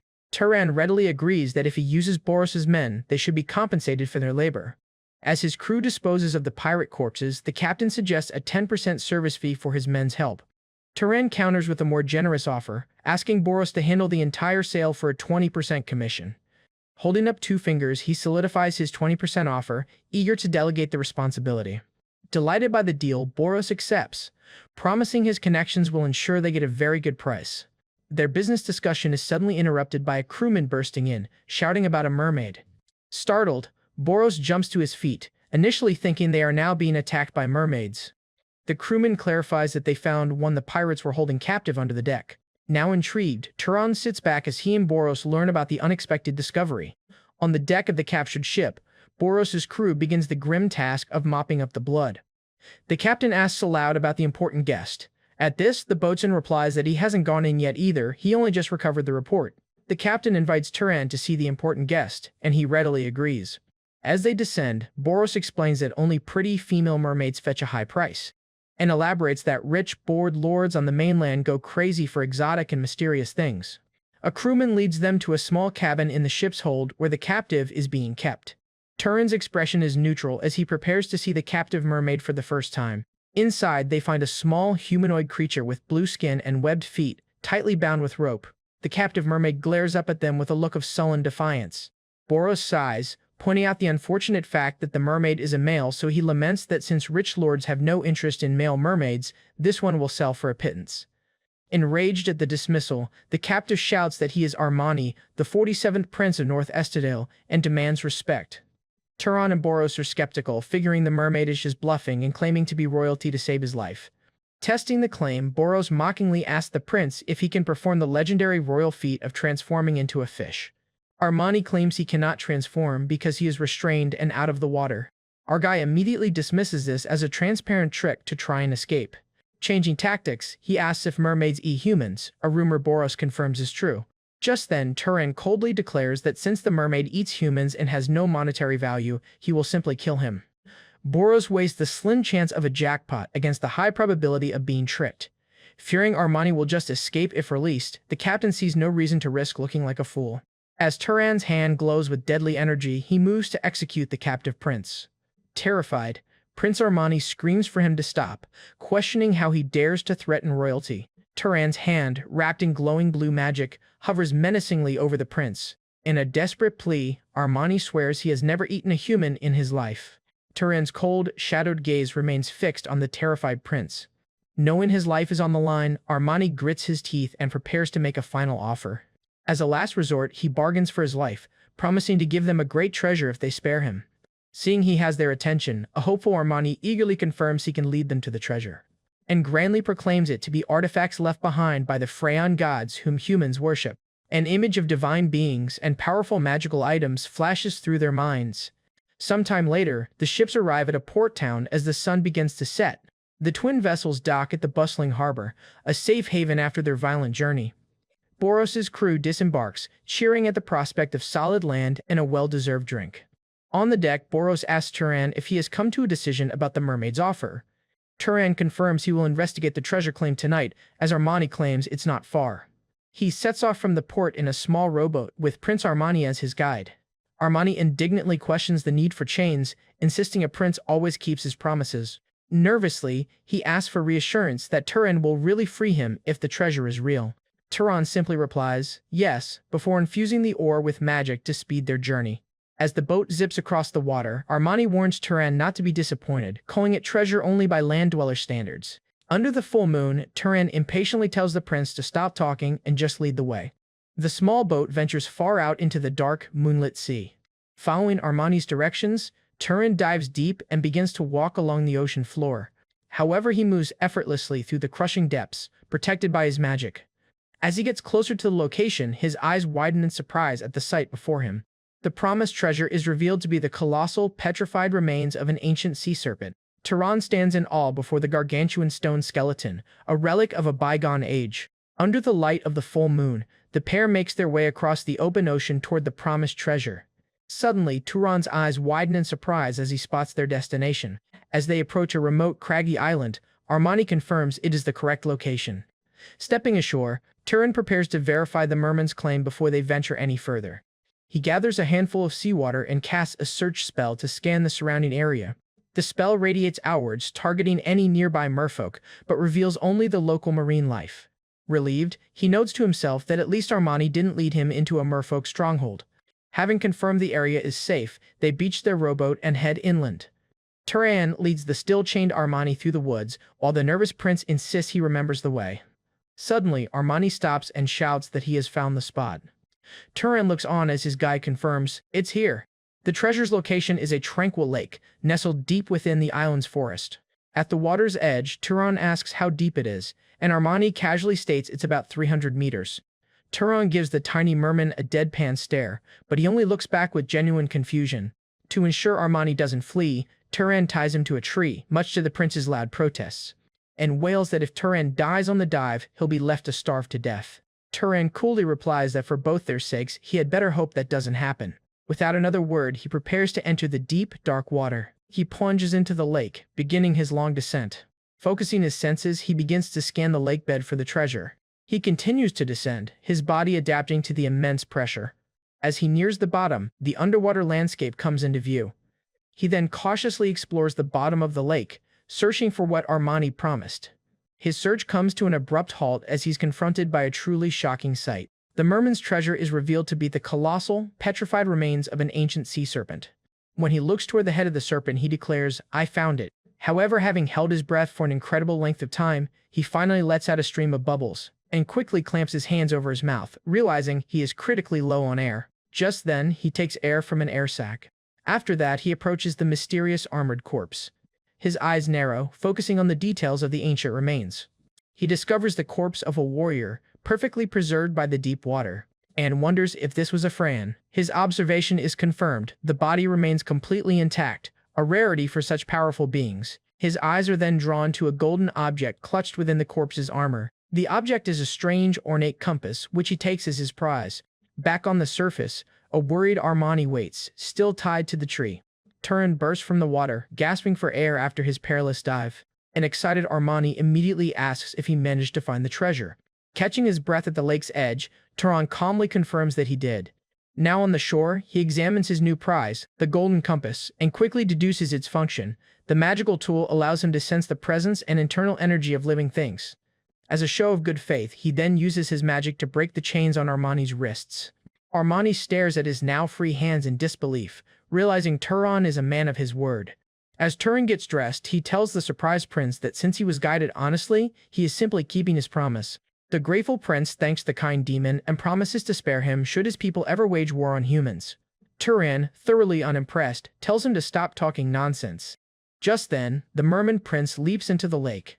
Beneath the waves, Armani transforms, his powerful merman's tail propelling him swiftly away. Watching him leave, Turan muses that the merman's claims of being royalty might have been true after all. Having concluded his side quest, he returns to the bustling port city of Abacha. Back aboard Captain Boros's ship, the sounds of punishment echo across the deck. Crew members who had been out late carousing are being whipped as punishment, groaning as they tend to their wounds. The boatswain cracks his whip, forcing the sailors to chant that they will not be late again. He roars that insubordination means death on their vessel. Turan emerges on deck to find the sailors being flogged and asks what all the commotion is about. The boatswain explains that he is punishing the men who returned late and drunk the previous night. He adds that this is what they get for causing trouble in town and ignoring the captain's warnings. Turan silently observes the brutal display of shipboard discipline. Using his new compass, he can see the vibrant life force of the sailors being whipped. He notes with interest that as they are wounded, he can visually see their life force draining away. He then asks for the captain, and the boatswain informs him that Boros is ashore trying to sell the captured pirate ship. In a local tavern, Captain Boros is negotiating with another rough-looking sea captain. He looks up from his drink, surprised by a new arrival. Turan enters the tavern and immediately asks Boros about the status of their deal.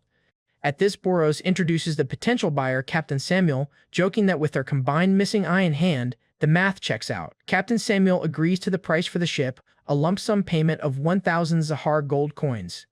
Turan agrees to the price but raises one problem with the deal. Stating that carrying so much gold is inconvenient, he requests payment in magic tools or holy relics of equivalent value instead. Captain Samuel informs him that such precious items are not found in a port like this, and that he will have to travel to the city of Komad. He then explains that Komad is ruled by House Durman, a family with a tamer bloodline, suggesting Turan could buy a powerful beast with his newfound wealth. Remembering Aziz and his intelligent horse Tilly, Turan considers the idea, thinking a beast that understands speech would be very useful for his journey. Meanwhile, on Boros's ship, the crew celebrates their good fortune, believing that serving a powerful wizard like Turan has brought them luck. However, their celebration is cut short when a lookout in the crow's nest spots dark clouds looming on the horizon. The sky darkens rapidly, as the lookout screams a warning, "It's a storm." The boatswain immediately orders his crew to prepare the ship for the incoming tempest. The storm hits the ship with torrential rain and massive, violent waves. The boatswain frantically screams orders for the crew to furl the sails and secure the cargo. If they don't want to become fish food, they need to give it their all. The ship is tossed about like a toy in the raging sea, its mast dipping dangerously close to the water. The crew desperately clings to the rigging as violent waves wash over the deck. One unlucky sailor loses his grip and is flung screaming into the churning ocean. Just as the man is about to be lost to the waves, a strange blue energy envelops him, halting his fall. Turan stands calmly amidst the chaos, using his magic to rescue the sailors who were washed overboard. He then gently lowers the crewmen back onto the deck, their bodies still glowing with his protective magic. After that, he sternly orders a nearby sailor to get down for his own safety. With the crew out of immediate danger, Turan turns his attention to securing the ship itself. Our guy furled the sails first. After that, he secures the cargo, preventing the ship from being torn apart by the storm. With the ship stabilized, he orders everyone to retreat below deck to ride out the worst of the storm.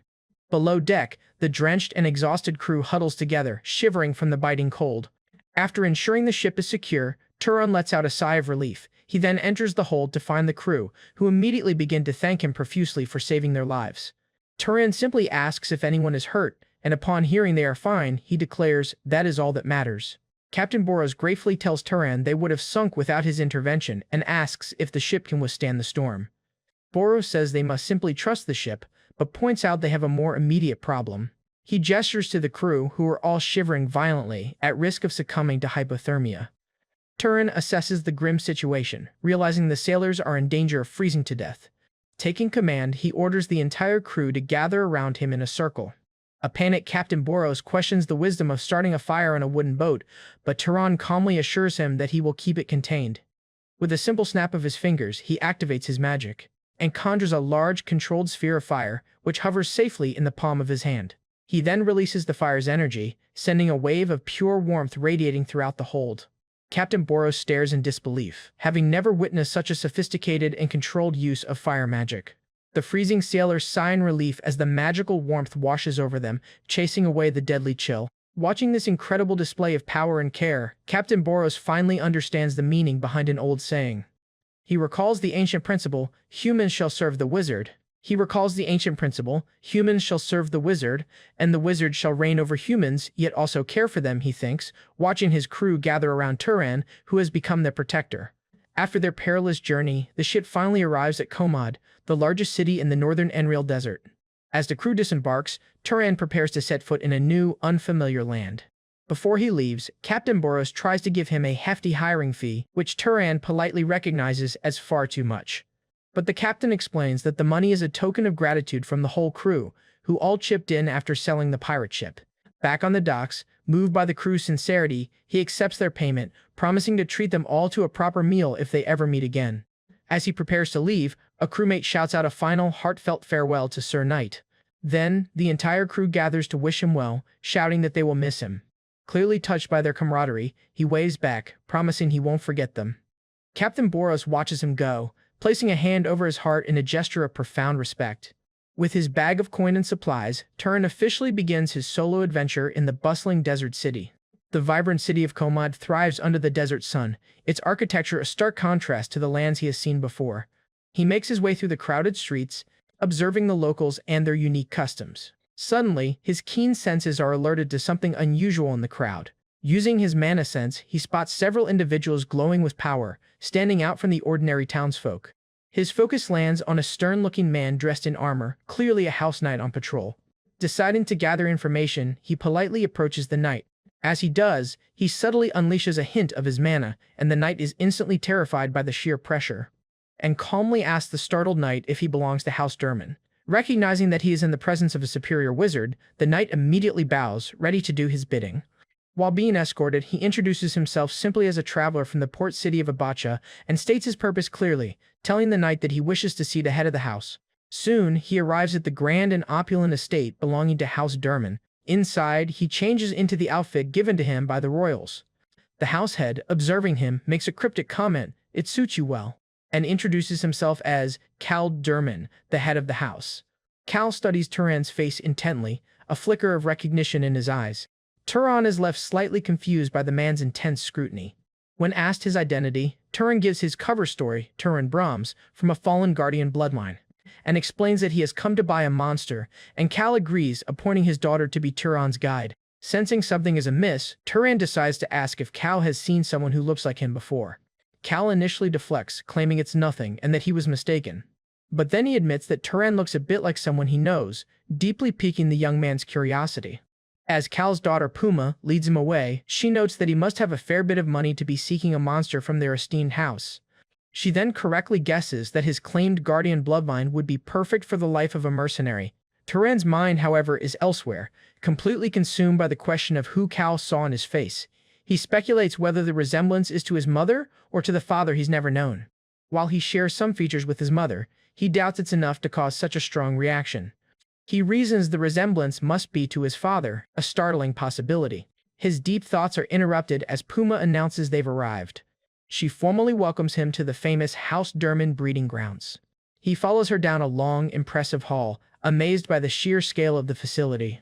He takes in the sights of the legendary breeding facility and observes the various enclosures, each a unique and self-contained world. The first habitat contains a pair of large, powerful-looking wolves in a forest environment. Our guy is impressed that each room has its own unique habitat, even one for a creature as large as a mammoth. Puma points out a fine horse they raised with great care, but his financial reality is about to hit him. When she quotes the price of 4,000 gold coins, he is stunned to realize it's twice his entire fortune. Realizing he isn't as rich as he thought, he debates giving up, but knows he can't cross the desert alone while carrying a chest of money. His eyes then land on a different creature, a solitary eagle held in a large cage at the end of the hall. He asks about the eagle and is relieved when she quotes a much more manageable price of 1,500 coins. Our guy considers it a bargain for its mana capacity and immediately asks about its special abilities. Her bland answer, "It's smart and flies well," leaves him completely underwhelmed.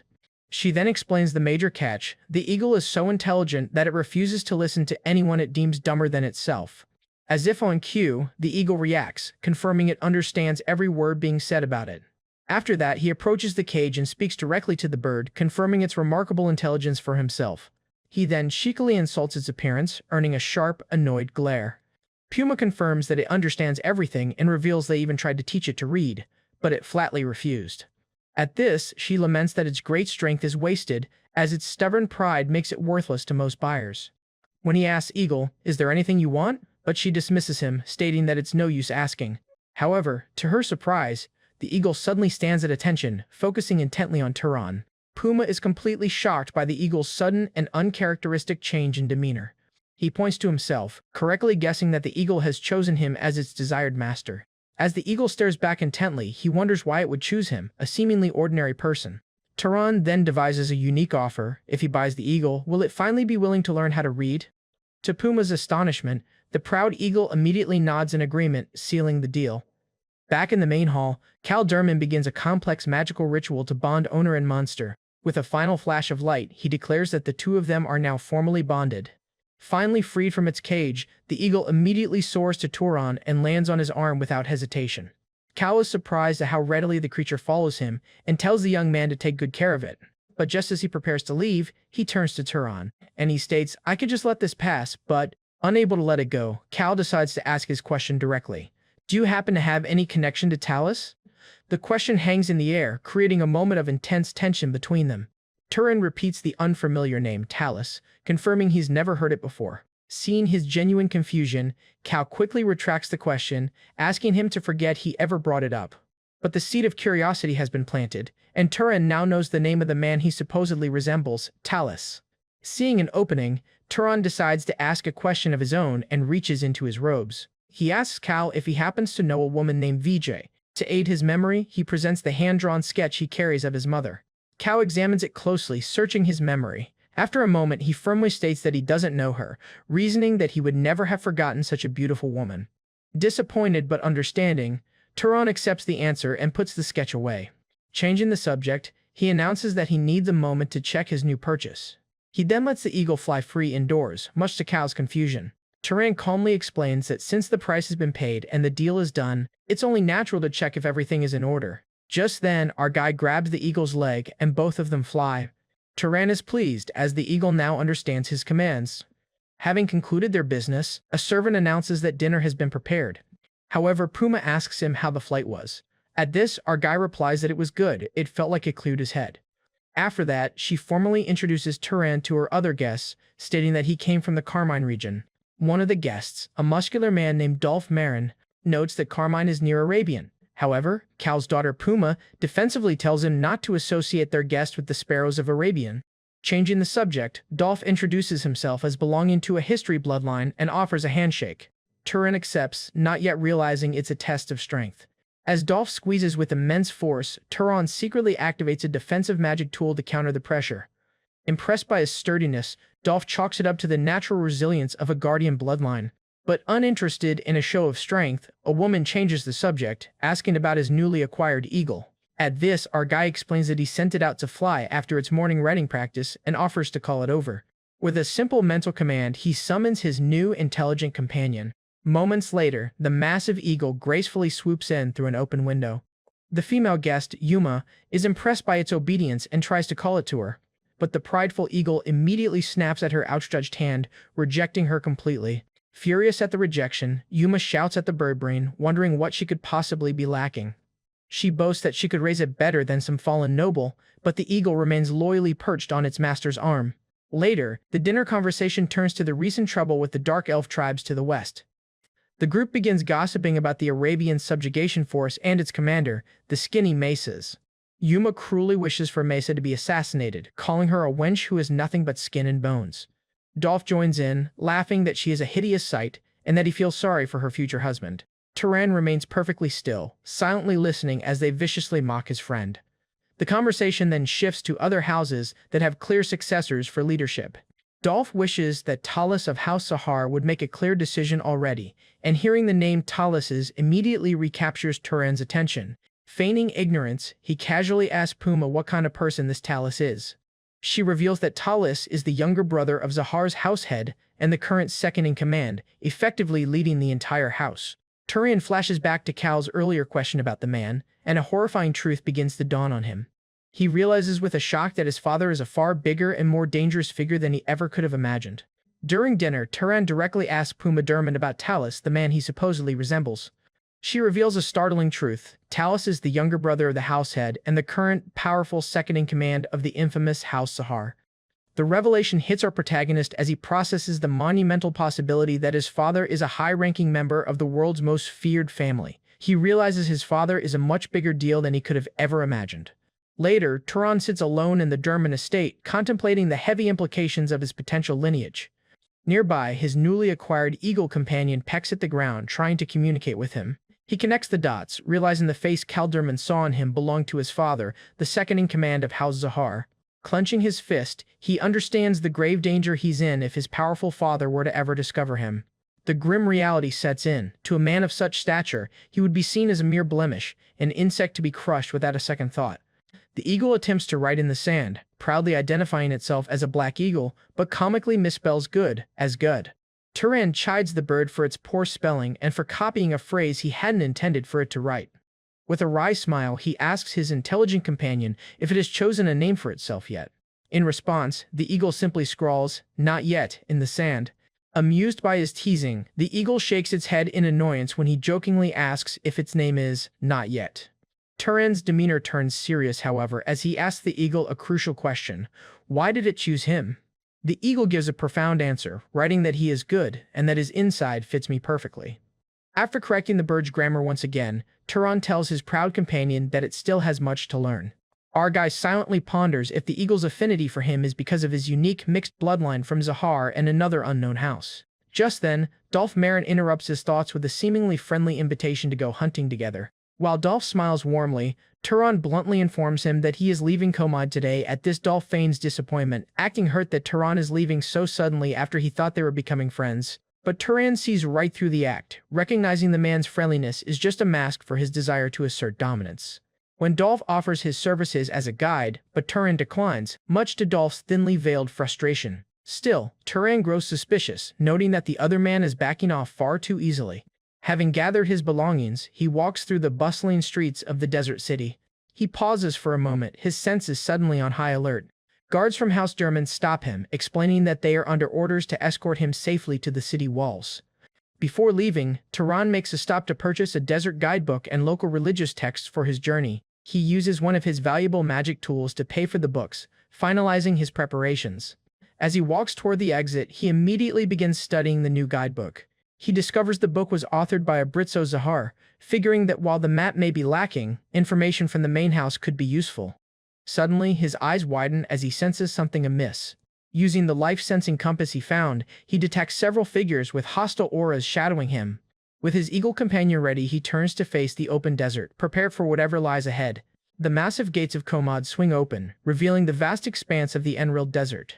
He confidently walks out of the city, leaving his Durman escorts behind at the gate. Facing the desolate landscape with his eagle, he resolves to take his time on this perilous journey. The eagle looks back curiously as its master abruptly stops, sensing a familiar presence. With a knowing smile, Turan reassures his companion, saying he just feels like walking for a bit longer. However, he continues his trek into the desert, which is now illuminated by the starry night sky. At last, he turns, ready to confront the person who has been tailing him. Dropping the pretense, he calls out into the seemingly empty desert, telling his follower to come out. Dolph Marin emerges with a smirk, unsurprised that Turan detected his presence. Turan explains that he knew he was being followed, which is why he deliberately walked instead of flying, setting a trap. Dolph maintains his friendly facade, claiming he was just worried about a young man traveling alone in the dangerous desert. Wasting no time with pleasantries, Turan directly asks if Dolph is after his mana. Dropping the act, Dolph grins menacingly, calling Turan reckless for walking into his trap. At this, our guy remarks that this is why nobles despise being labeled as fallen nobles.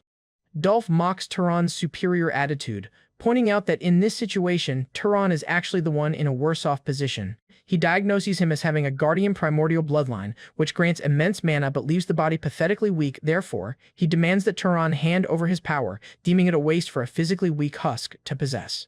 Turan calmly acknowledges his situation. His overflowing mana makes him tempting prey due to his lack of physical prowess. Just then, he signals his eagle to take to the skies, preparing for the inevitable fight. As dark energy gathers in his hand, he reveals his own predatory nature. Surrounding himself with swirling shadows, he admits that he too saw Dolph as delicious-looking prey. Dolph bursts out laughing, dismissing Turan's stealth magic as a petty spell for spies that only conceals one's appearance. Confident in his ability to break such basic magic, he taunts Turan, warning him not to even think about running.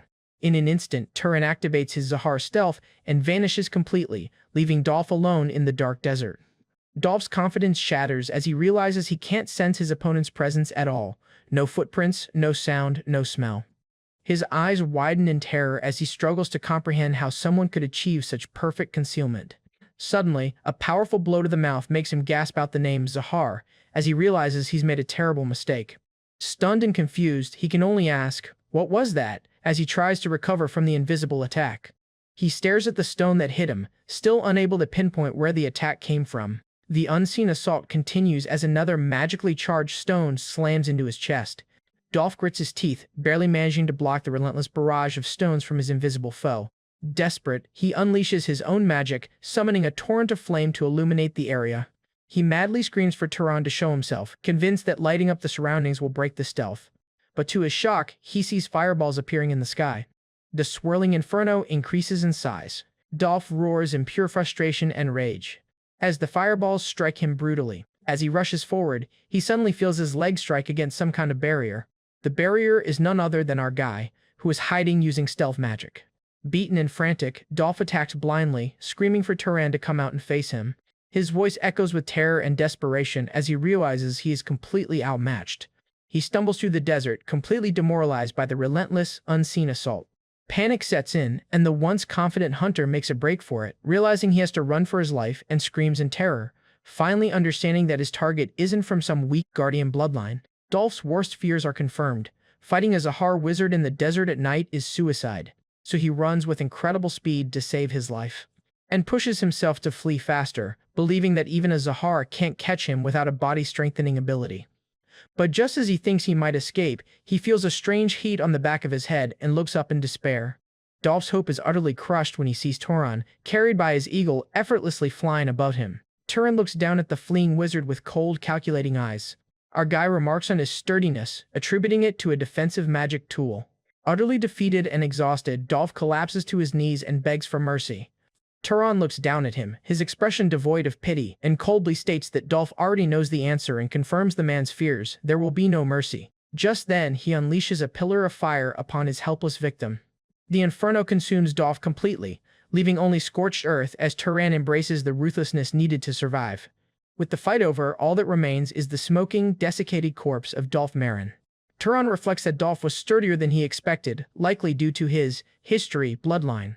Realizing his rock-slinging would have failed against a properly trained Zahar guardian, he concludes that he needs a stronger, more piercing form of attack magic. With his decision made, the young man prepares to consume the spoils of his victory, so he begins the familiar process of absorbing the mana from his fallen foe.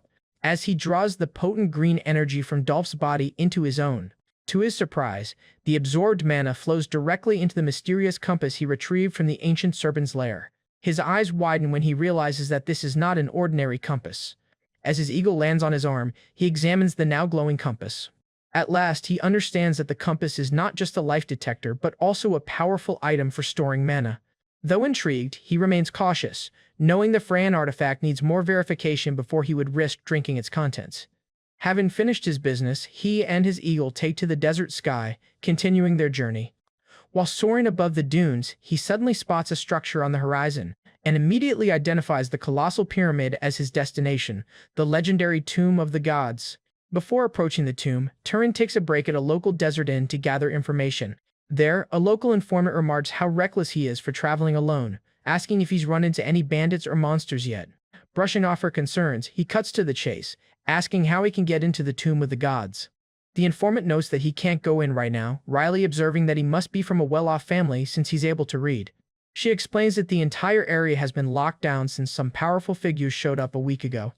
When Turan asks who, she simply gestures, implying that he should already know which powerful family she means. His expression turns serious as he puts the pieces together, and the informant confirms his suspicion. The Zahar family has taken over the area. Meanwhile, inside the tomb, a Zahar clansman named Jian frantically screams for his leader Purga. The imposing Purga appears, silencing Jian and warning him not to attract the attention of those things. Terrified, Gian immediately blames Purga for leading them into this dangerous situation. But Purga coldly reminds him that he only tagged along for personal gain, hoping for a promotion once he becomes the next head of the house. Left with his panicking subordinates, Purga seethes with frustration, cursing his predicament. Just then, he recalls his grandfather telling him about a secret underground maze beneath the tomb, saying it was the key to becoming the next househead. He remembers searching fruitlessly for years, believing the story to be nothing but a legend. But upon discovering the hidden entrance, he was certain the god of Zahar was on his side and that solving its secret would be a piece of cake. His ambition, however, led him and his men straight into a nest of grotesque, fleshy monsters. Now trapped, he curses his grandfather's secret, realizing it was just a monster-infested death trap.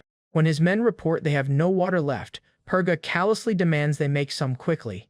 Suddenly, a deep, inhuman voice echoes from the darkness, speaking a language they don't recognize.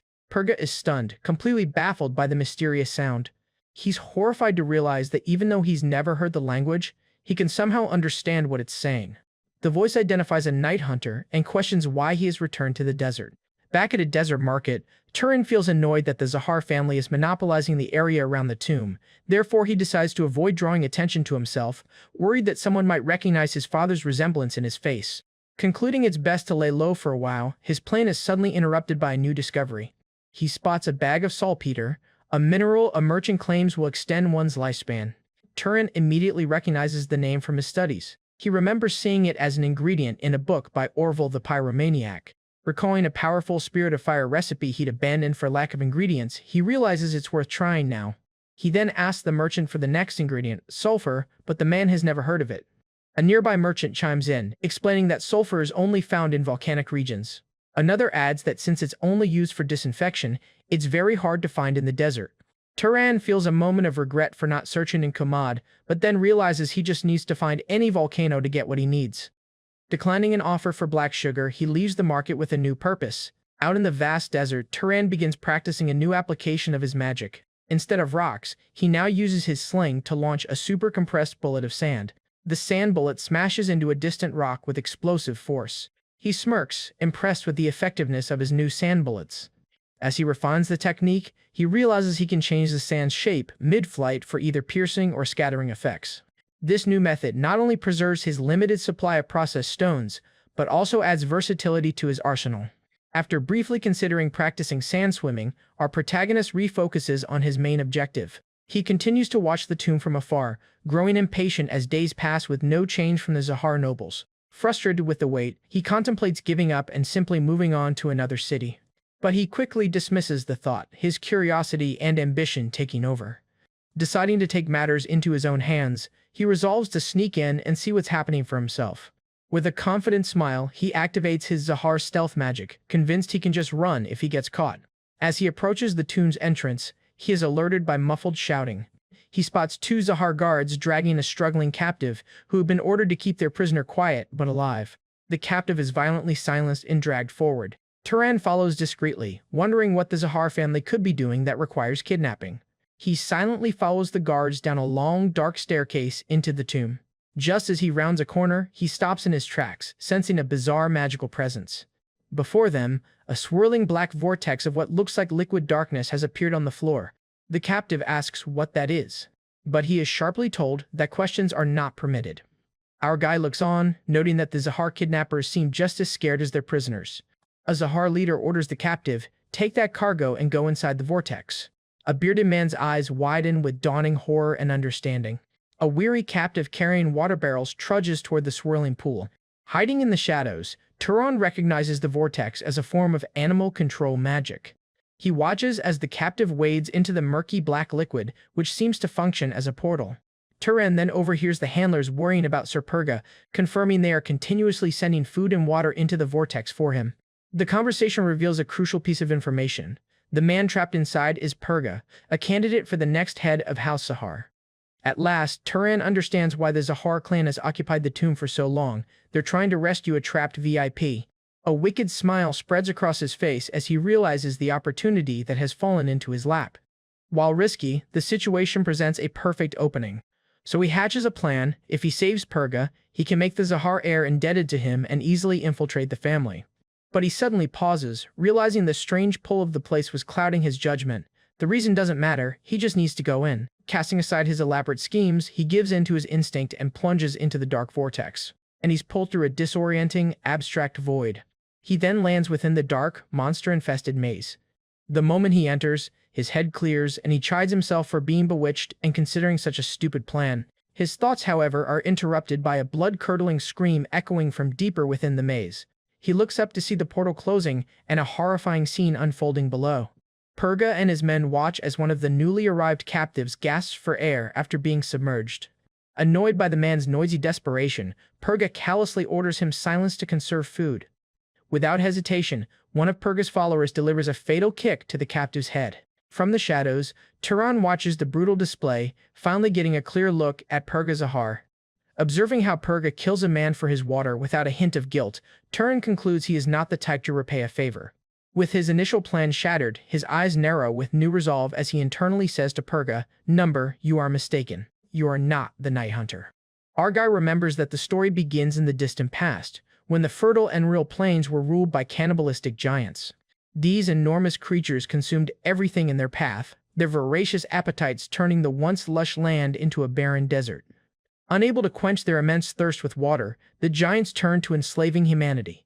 To survive, they began draining the blood of humans, slaughtering thousands every single day in a horrific display of power.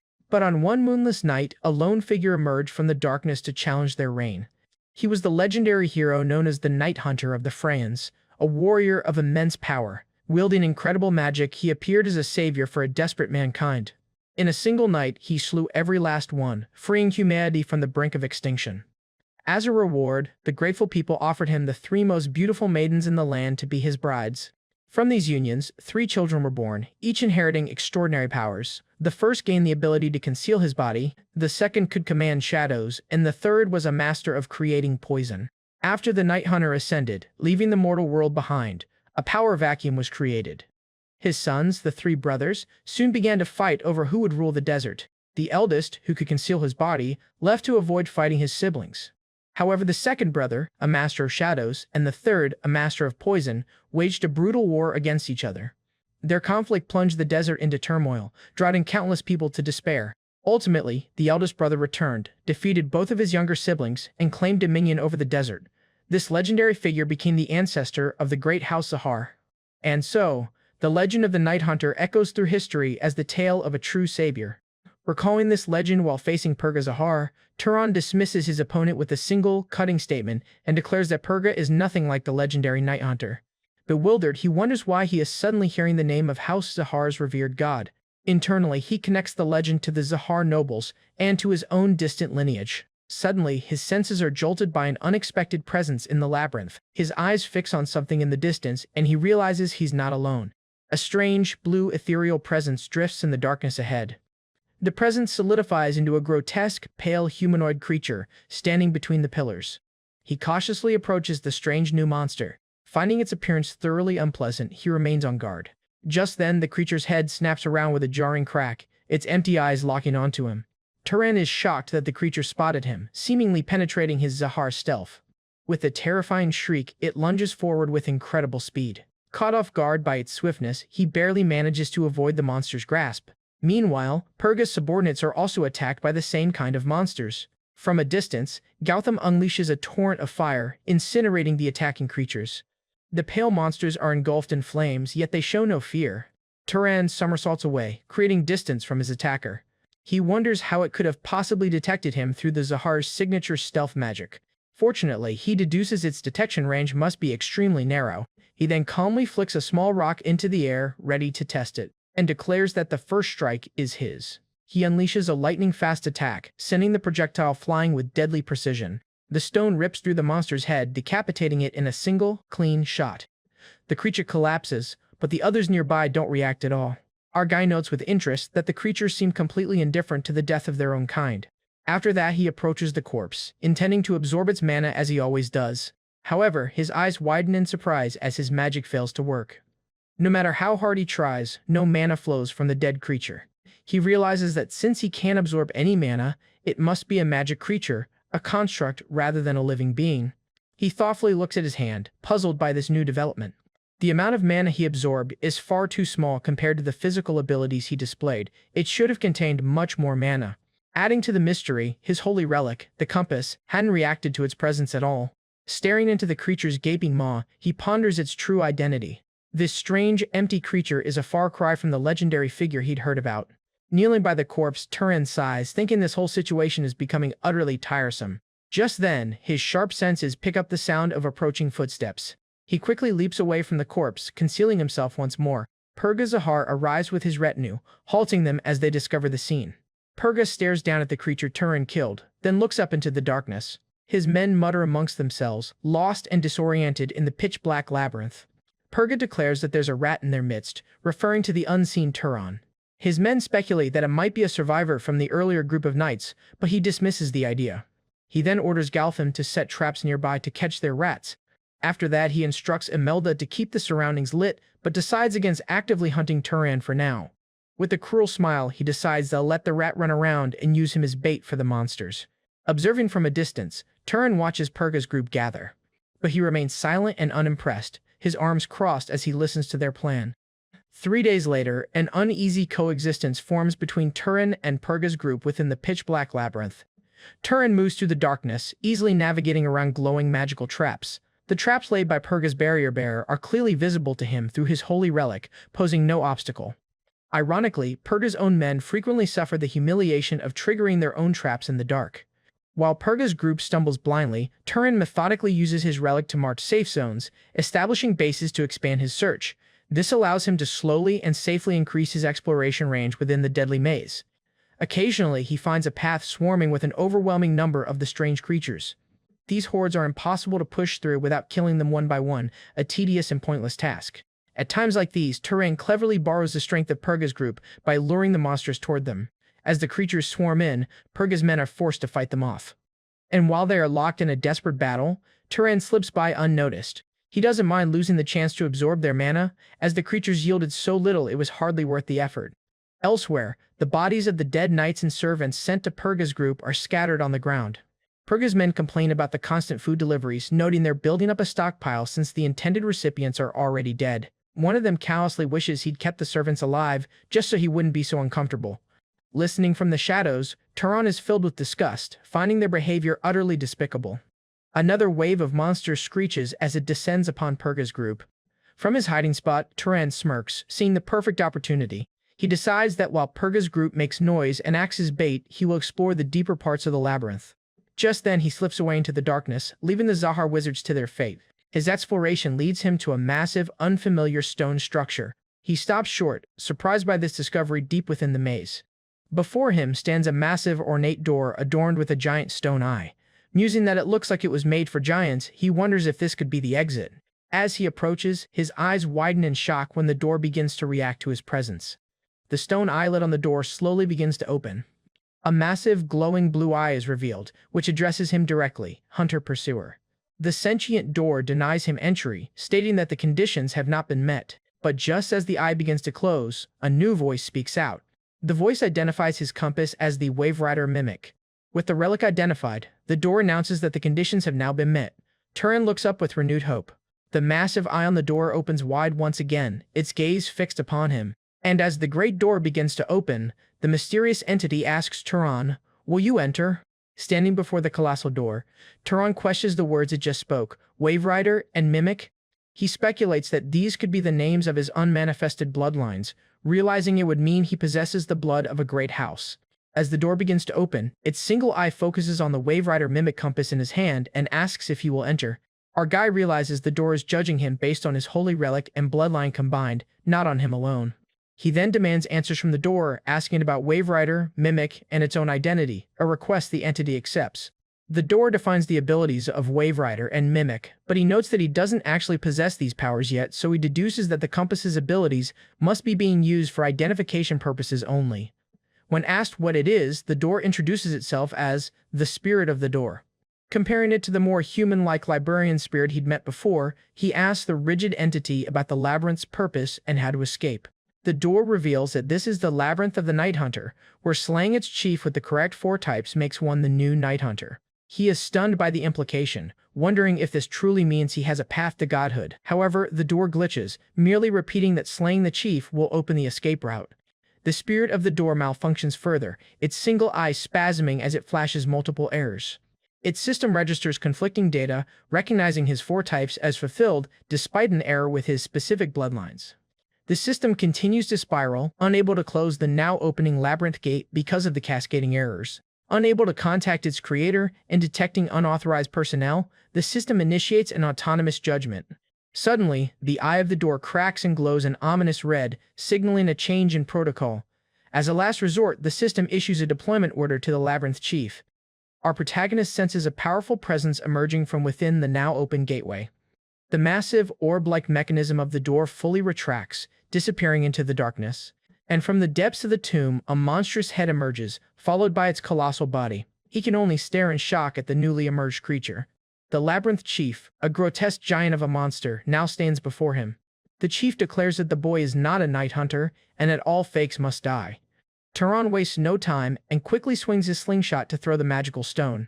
The stone strikes the monster, unleashing a blast of magic directly at him. After that, our guy combines his fire and electric magic for a more potent, dual-element attack.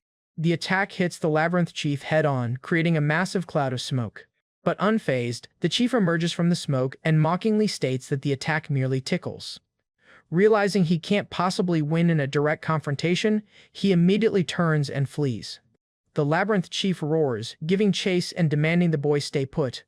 As he runs, he is suddenly swarmed by smaller, mindless labyrinth creatures. He is forced to fight his way through the endless horde of monstrous constructs. Our guy fluidly dodges and weaves through the swarm, cutting down any that get too close. Kicking off one creature to gain momentum, he continues his desperate escape through the maze. He narrowly avoids a lunging strike, realizing just how close a call it was. Just then, another creature leaps at him from above, aiming for a finishing blow. The monster's punch is blocked by his defensive bracelet, but the sheer force is enough to make him grunt in pain. He is shocked to realize his powerful shield, a gift from Halsberg, was actually breached by the attack. In response, he draws the magic knife given to him by his trainer, Haram. Using his enhanced speed, he decapitates the creature in an instant. As he runs, he ponders the nature of the Labyrinth of the Night Hunter, a place designed to create gods. He then spots his target up ahead and sprints towards Purga's group, with the chief still in hot pursuit. The chief raises his claws to tear Turan apart. Turan, however, dodges the attack, and he deftly slips past the chief. Our guy realizes that one thing is certain: this won't end until I kill that thing. From a distance, he notices his cousin's group fighting other monsters. He then taunts the beast from afar, sarcastically inviting it to fight alongside his cousin. While he is escaping, his cousins are busy fighting smaller monsters, cutting them down with complete efficiency. As Turan disappears, Purga yells out, checking if his men are all right. One of his men confirms they are safe for now, but laments that the smaller creatures are endless. As he looks back, he is confused by the strange, guttural sound he hears approaching. Purga turns, his expression hardening as he too senses the new, overwhelming presence. The labyrinth chief arrives, its monstrous voice echoing through the chamber as it continues to hunt its target. The Zahar wizards are terrified, and they say that the Night Hunter, the enemy of the children, will kill them all. Without warning, the labyrinth chief lunges into the group of wizards. Purga screams at his frozen men to react, but it is too late. 2 of his men, Ubo and Gautham, are instantly impaled and killed by the chief. Purga watches in horror, screaming the names of his fallen men, Ubo and Gautham. Enraged, he channels his lightning magic, ordering his remaining men to strike. A swordsman rushes in to attack, while the chief is supposedly distracted by his magic. But the men are effortlessly swatted aside and torn apart by the monstrous chief. Another wizard conjures a massive fireball, screaming at the monster bastard. But before he can react, the chief stomps on him with his massive foot. After that, the chief brutally murders the magic users who dare to attack it. The remaining members of the party are quickly overwhelmed and slaughtered by the chief's lesser monsters. Purga struggles to hold back the smaller creatures, screaming that they are all about to be wiped out. But suddenly he glares at a fleeing shadow, realizing the rats he was hunting is still trying to survive. So he decides that if the man draws the attention of the smaller monsters, he will seize his chance to strike the main threat. But suddenly, his subordinate charges at the chief, his weapon glowing with red energy. He lands a devastating blow on the chief's leg, aiming to cripple it. The sheer force of the attack causes the massive monster to stagger. He laughs maniacally, celebrating that he managed to smash the beast's knee. But his victory is short-lived, as the chief brutally swats him with his leg. The man is sent flying across the room and crashes into a wall. Standing amidst the corpses of his men, Purga realizes his political career and everything he has built is finished. He glares at the monstrous chief, blaming it for ruining all of his ambitions. In a final, desperate rage, he gathers his strength and charges the chief one last time. He throws his massive chakram with all his might, aiming for a killing blow. The chief, however, effortlessly deflects the spinning weapon before it can connect. Purga grabs his weapon and prepares himself for another attack. Just then, he leaps into the air, cutting the chief with his fluid movements and speed. Gathering the very last of his mana, he unleashes a final, powerful strike with his weapon directly at the chief's head. He screams, "Die!" as the torrent of energy engulfs the chief's torso. The massive electrical attack surges through the monster's body. When the attack dissipates, it reveals a massive, gaping wound in the chief's chest. Panting heavily, Purga believes he has finally done it, that he has defeated the monster. However, from the smoke, the chief's eye glows. Before he can even react, a monstrous hand closes in on him. The massive monster's claws pierce his chest and hang him in the air. As his life fades, a bloodied Purga is bewildered, wondering what just happened. His final thought is one of confusion and despair. Where did it all go wrong?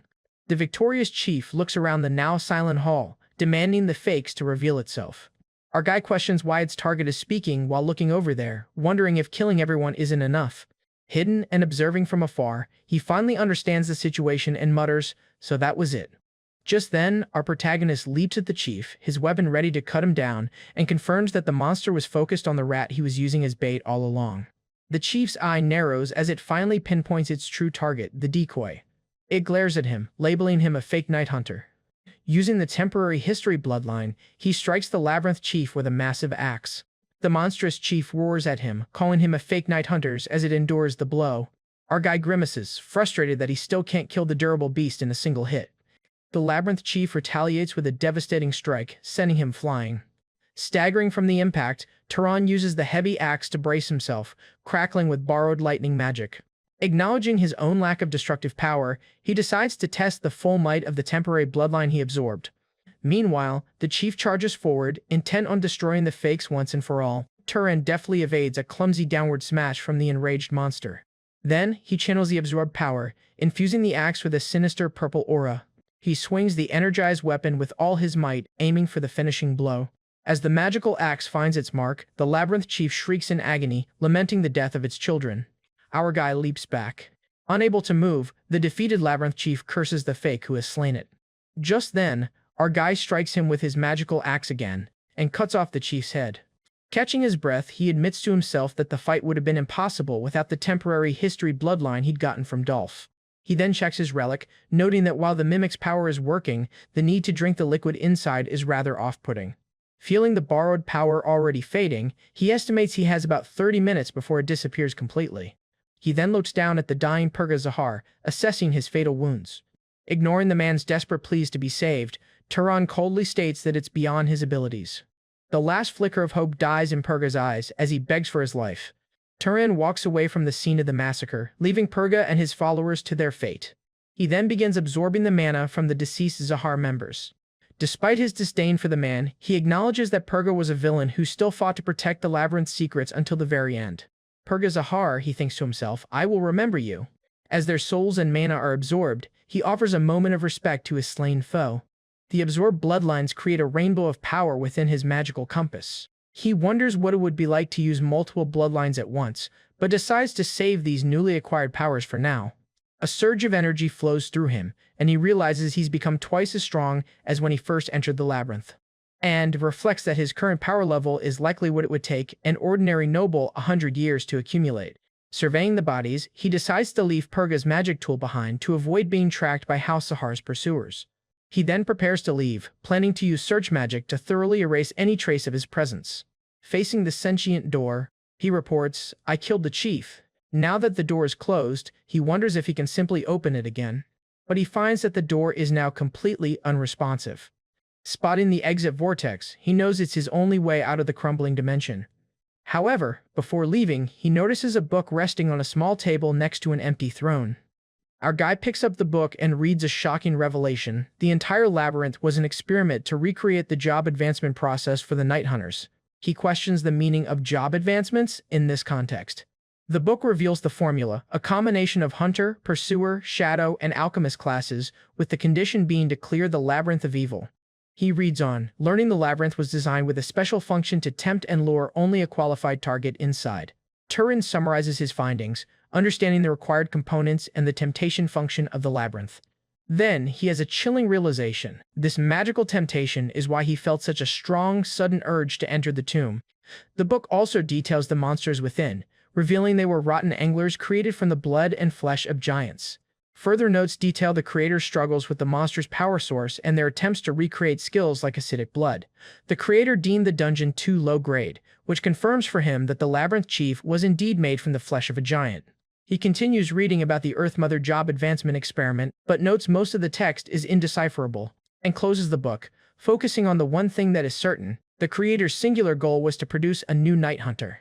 Turan deduces that his holy relic, which contains multiple bloodline essences, must have tricked the system into thinking he was a candidate with all 4 required powers, causing the door to open for him. He reflects that the Shadow and Alchemist bloodlines are thought to be extinct, wiped out by the Zahar family long ago. This connects to his memory of the fanatic Orville, the Burner, who claimed a god had told him how to artificially obtain a bloodline. However, he ponders whether it is truly possible to artificially acquire a bloodline, but ultimately decides that he must leave before the vortex disappears. He successfully escapes through the vortex, reappearing in the vast expanse of the Enril Desert. Relieved to have made it out, he looks up at the sky, wondering if he has arrived on the outskirts of Banapel. Just then, his eagle lands beside him, pecking and squawking with worry, letting him know he was late. Turan apologizes to his worried companion, while the eagle continues to frantically write its complaints in the sand. Finally, the eagle calms down, and our guy grabs its foot, and he is carried into the sky by his faithful companion. As they fly, he realizes the gravity of his actions. Having killed a Zahar heir candidate and 10 nobles, the entire desert will soon be hunting for him. He concludes that he must leave the Enril Desert for at least a few months, until the situation calms down. This means the search for traces of his mother will have to be put on hold for now. He points his eagle in a new direction, deciding to head for the war-torn Gray Zone. The pair soon arrives in a desolate, snowy mountain range. He identifies their location as the Gray Zone, the site of the war between the great houses of Arabian and Zahar. He observes the weary refugees, noting that they look like they're fleeing from something. They soon approach their destination, the Gray City of Kalamop, a fortress city nestled in the snowy mountains. At the city gates, the guards are surprised to see a lone traveler approaching. They question who he is, noting his strange attire and the sleeping eagle on his shoulder. Suddenly, the lead guard has a moment of shocking realization. He stumbles over his words, quickly changing his tone to welcome the esteemed visitor, and their leader respectfully asks which noble house Turan belongs to. Turan inwardly notes that his clothes gave him away as a wizard, and makes a mental note to buy more common attire. He politely introduces himself as a passing traveler and requests a single night's hospitality from the city's lord. The guard stammers that Kalamap currently has no lord, which catches Turan by surprise. He explains that their lord recently died fighting dark elves, leaving the city without any noble or knight protectors. Turan takes in this new information, recognizing it as a difficult and complicated situation. Suddenly, the guards fall to their knees in a desperate plea. He begs him, the esteemed one, to become the new lord of their city. Our guy is left utterly speechless, staring at the city he has just been asked to rule. Initially, he declines, explaining that he's on a journey and cannot be tied down to one place. However, the grim sight of the desperate and suffering people makes him reconsider, realizing he cannot simply turn his back on them. The city guard expresses immense relief when Turan agrees to at least listen to their story. The guard then begins to recount the city's tragic tale, explaining that it all started 3 weeks prior. He describes the discovery of slaughtered monster hunters, their strong iron weapons cut clean through with a single strike. At this, Turan correctly deduces that the culprit was no ordinary beast. The guard continues, detailing how every rescue party sent out, including the former househead's family and 10 knights, vanished without a trace. Turan then inquires if the househead himself eventually took action against the escalating threat. The guard confirms the lord did go, but only a single heavily battered knight returned, who uttered the word wraith before dying. Our protagonist's interest is piqued upon hearing the word wraith, a formidable magical entity he has faced before. The guard explains that after a scholar identified the wraiths as the work of dark elves, the remaining citizens fled in terror, and laments that all pleas for help to nearby cities were rejected, as other lords were unwilling to disperse their own forces. Cynically, Turan understands their reasoning, recognizing it as a logical, albeit cold, judgment call to avoid taking damage themselves. After grasping the dire situation, he sighs, realizing the difficulty of handling such a massive problem on his own. The desperate guard begs for mercy, pleading that these weak sheep are in dire need of a shepherd. The shepherd and sheep metaphor startles him, triggering a memory of his own mother's words. Connecting this to his past, he asks if the metaphor is commonly used in this region. The guard tearfully explains the local saying, "Nobles are shepherds, knights are sheepdogs, and commoners are sheep." This gives Turan a sudden epiphany. Since he has never heard this expression anywhere else, his mother must have come from this very region. Seeing a new path forward, he immediately shows the guard a sketch of his mother, asking if he's ever seen her. Though the guard doesn't recognize the woman, he offers to distribute the drawing throughout the city to see if anyone else does. Looking at the hopeful yet desperate eyes of the people, Turan realizes that to find his mother, he must first ensure the survival of Kalamop. So, after a moment of thought, he declares that he cannot become the master of the city. However, he offers a compromise to the stunned guard. He can become the city's protector. Overcome with hope and gratitude, the guard's face lights up with tearful joy at this declaration. Turan explains that he will protect the city temporarily until the threat from the west is eliminated or a new master is found. At his words, the people of Kalamep erupt in celebration, crying out that a savior has arrived and they will be saved. Yet, not everyone is convinced, as some citizens whisper that this supposed savior doesn't look much different from them. Another skeptic agrees, pointing out that a handsome face won't be enough to scare away the monsters threatening them. While a city official scolds the doubters, Turan remains quiet, observing the crowd's reaction. He discerns that their words stem not from mockery, but from deep-seated anxiety and a fear of being disappointed yet again. It makes him recall the grand displays of power by nobles that he once considered meaningless. Now he understands the principle: for the sheep to feel secure, they must witness the strength of their shepherd firsthand. The skeptical citizens are stunned into silence as he begins to emanate an overwhelming magical aura. Deciding to give them the show they need, he raises his hand and summons a massive orb of fire magic, and reasons that without other wizards around to judge his technique, a simple but spectacular display will be sufficient. And so, he compresses the swirling flames into a miniature sun in his hand, concentrating its immense power. With careful control, he lowers the temperature of the spell to prevent any actual harm before unleashing it. Turan then fires the compressed energy into the air, sending a brilliant beam of light soaring into the snowy sky. The spell erupts high above, unfurling into a magnificent, controlled explosion of fire that paints the clouds. He maximizes the range of the spell, engulfing the entire sky above Kalamap in a harmless, awe-inspiring inferno. The sheer force of the magical display sends a shockwave through the crowd, knocking them off their feet. A citizen stares up in disbelief, wondering if it's even possible for the sky itself to be on fire. The people of Kalamap watch in awe as their new protector single-handedly sets the sky ablaze, a testament to his overwhelming power. With their doubts erased, the citizens erupt in joyous cheers, celebrating that they are finally saved and will live on. They hail him as their savior, their faith in his ability to protect them now absolute. Satisfied with the result, Turan believes his show of force should be enough to quell their anxieties for now. But his brief satisfaction is cut short as he finds himself immediately embroiled in the city's chaotic internal affairs. He listens as the city's leaders argue endlessly over whether to prioritize collecting firewood or securing food. Deciding to cut the pointless debate short, he interrupts the meeting, declaring that he will solve their food problem. A representative nervously asks what method the protector plans to use for such a feat. Turan calmly explains his plan to use his shepherding skills to herd wild animals from the mountains into the city, providing enough meat for the winter. The leaders are aghast, protesting that a wizard's god-granted power shouldn't be used for such lowly, manual labor. But he easily dismisses their traditionalist views, arguing it's simply a practical use of his abilities, much like how northern nobles use lightning to fertilize land. Later, he takes to the sky with his eagle, soaring high above the mountain range outside Kalamap. Using his magic, he issues a powerful command to the wildlife below, telling them all to move towards a designated location. Herds of glowing-eyed mountain creatures heed his call, gathering and waiting for their new shepherd's direction. Carried by his eagle, he expertly guides the massive, mixed herd of wild animals down the mountain passes toward the city. However, he finds the task of herding beasts far more powerful than sheep to be a familiar, if slightly more tiring, chore. At the gates, the city guards wait, shocked into silence by the incredible sight before them. A massive, orderly herd of wild animals, goats, rabbits, and even predators, marches into the city, a sight they can hardly believe. The awestruck citizens praise their new protector's power, realizing no previous lord could have ever accomplished such a miracle. With the food crisis averted, the city buzzes with activity as people quickly begin to butcher the meat and prepare the hides. Turan continues to provide for the people, ordering the former lord's empty castle to be opened as housing for the homeless. When the officials ask where he will stay, they expect him to take the castle for himself. They are therefore shocked when he humbly states that the simple lodging at City Hall is sufficient for his needs. The citizens are moved to tears by their protector's humility and grace, seeing his actions as a selfless sacrifice for their sake. Our protagonist, however, has no interest in being deified. His true motive is to stabilize the city so he can find clues about his mother. News of his deeds spreads, and a neighboring lord is soon briefed on the mysterious and powerful Turan of Kalamap. At Baigan Castle, an aide reports that this Turan has taken the title of Protectors and is already re-establishing trade routes. The Lord of Baigan scoffs at his reported age of 20, finding it hard to believe someone so young could command such power.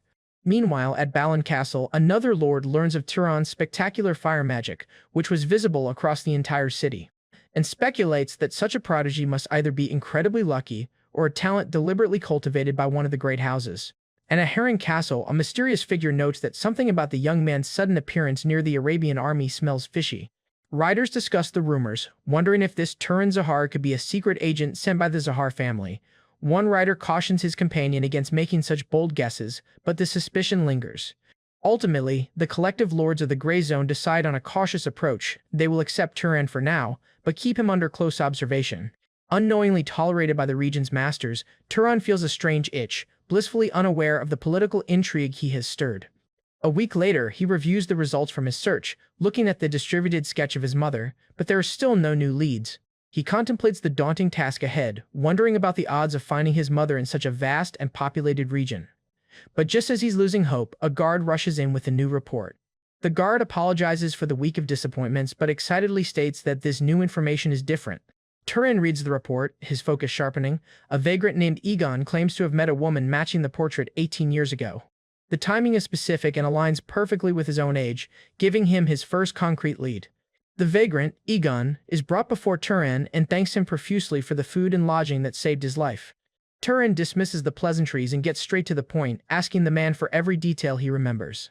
Egon begins his story, recalling a time before his downfall when he was a proper innkeeper, and sets the scene. Kalamap was in a state of chaos during the Great War between the Arabian and Zahar houses. His inn was filled with tense patrons, all wondering which powerful house would invade the city next.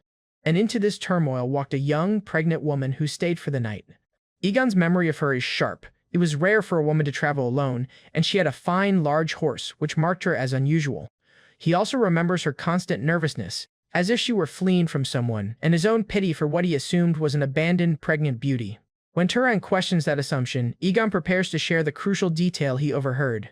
Egon reveals he heard the woman stroking her belly and muttering a prayer, "My dear baby, please, please don't become like your father." This statement strikes Turan like lightning, providing a direct and profound link to his mother's past and her feelings about his father. With this new vital clue, his resolve hardens. He is closer than ever to finally uncovering the truth about his mother. Hey everyone! If you enjoy this video, don't forget to hit the like button and subscribe to the channel. It really helps me out and lets me bring you more great content. Now let's begin the story.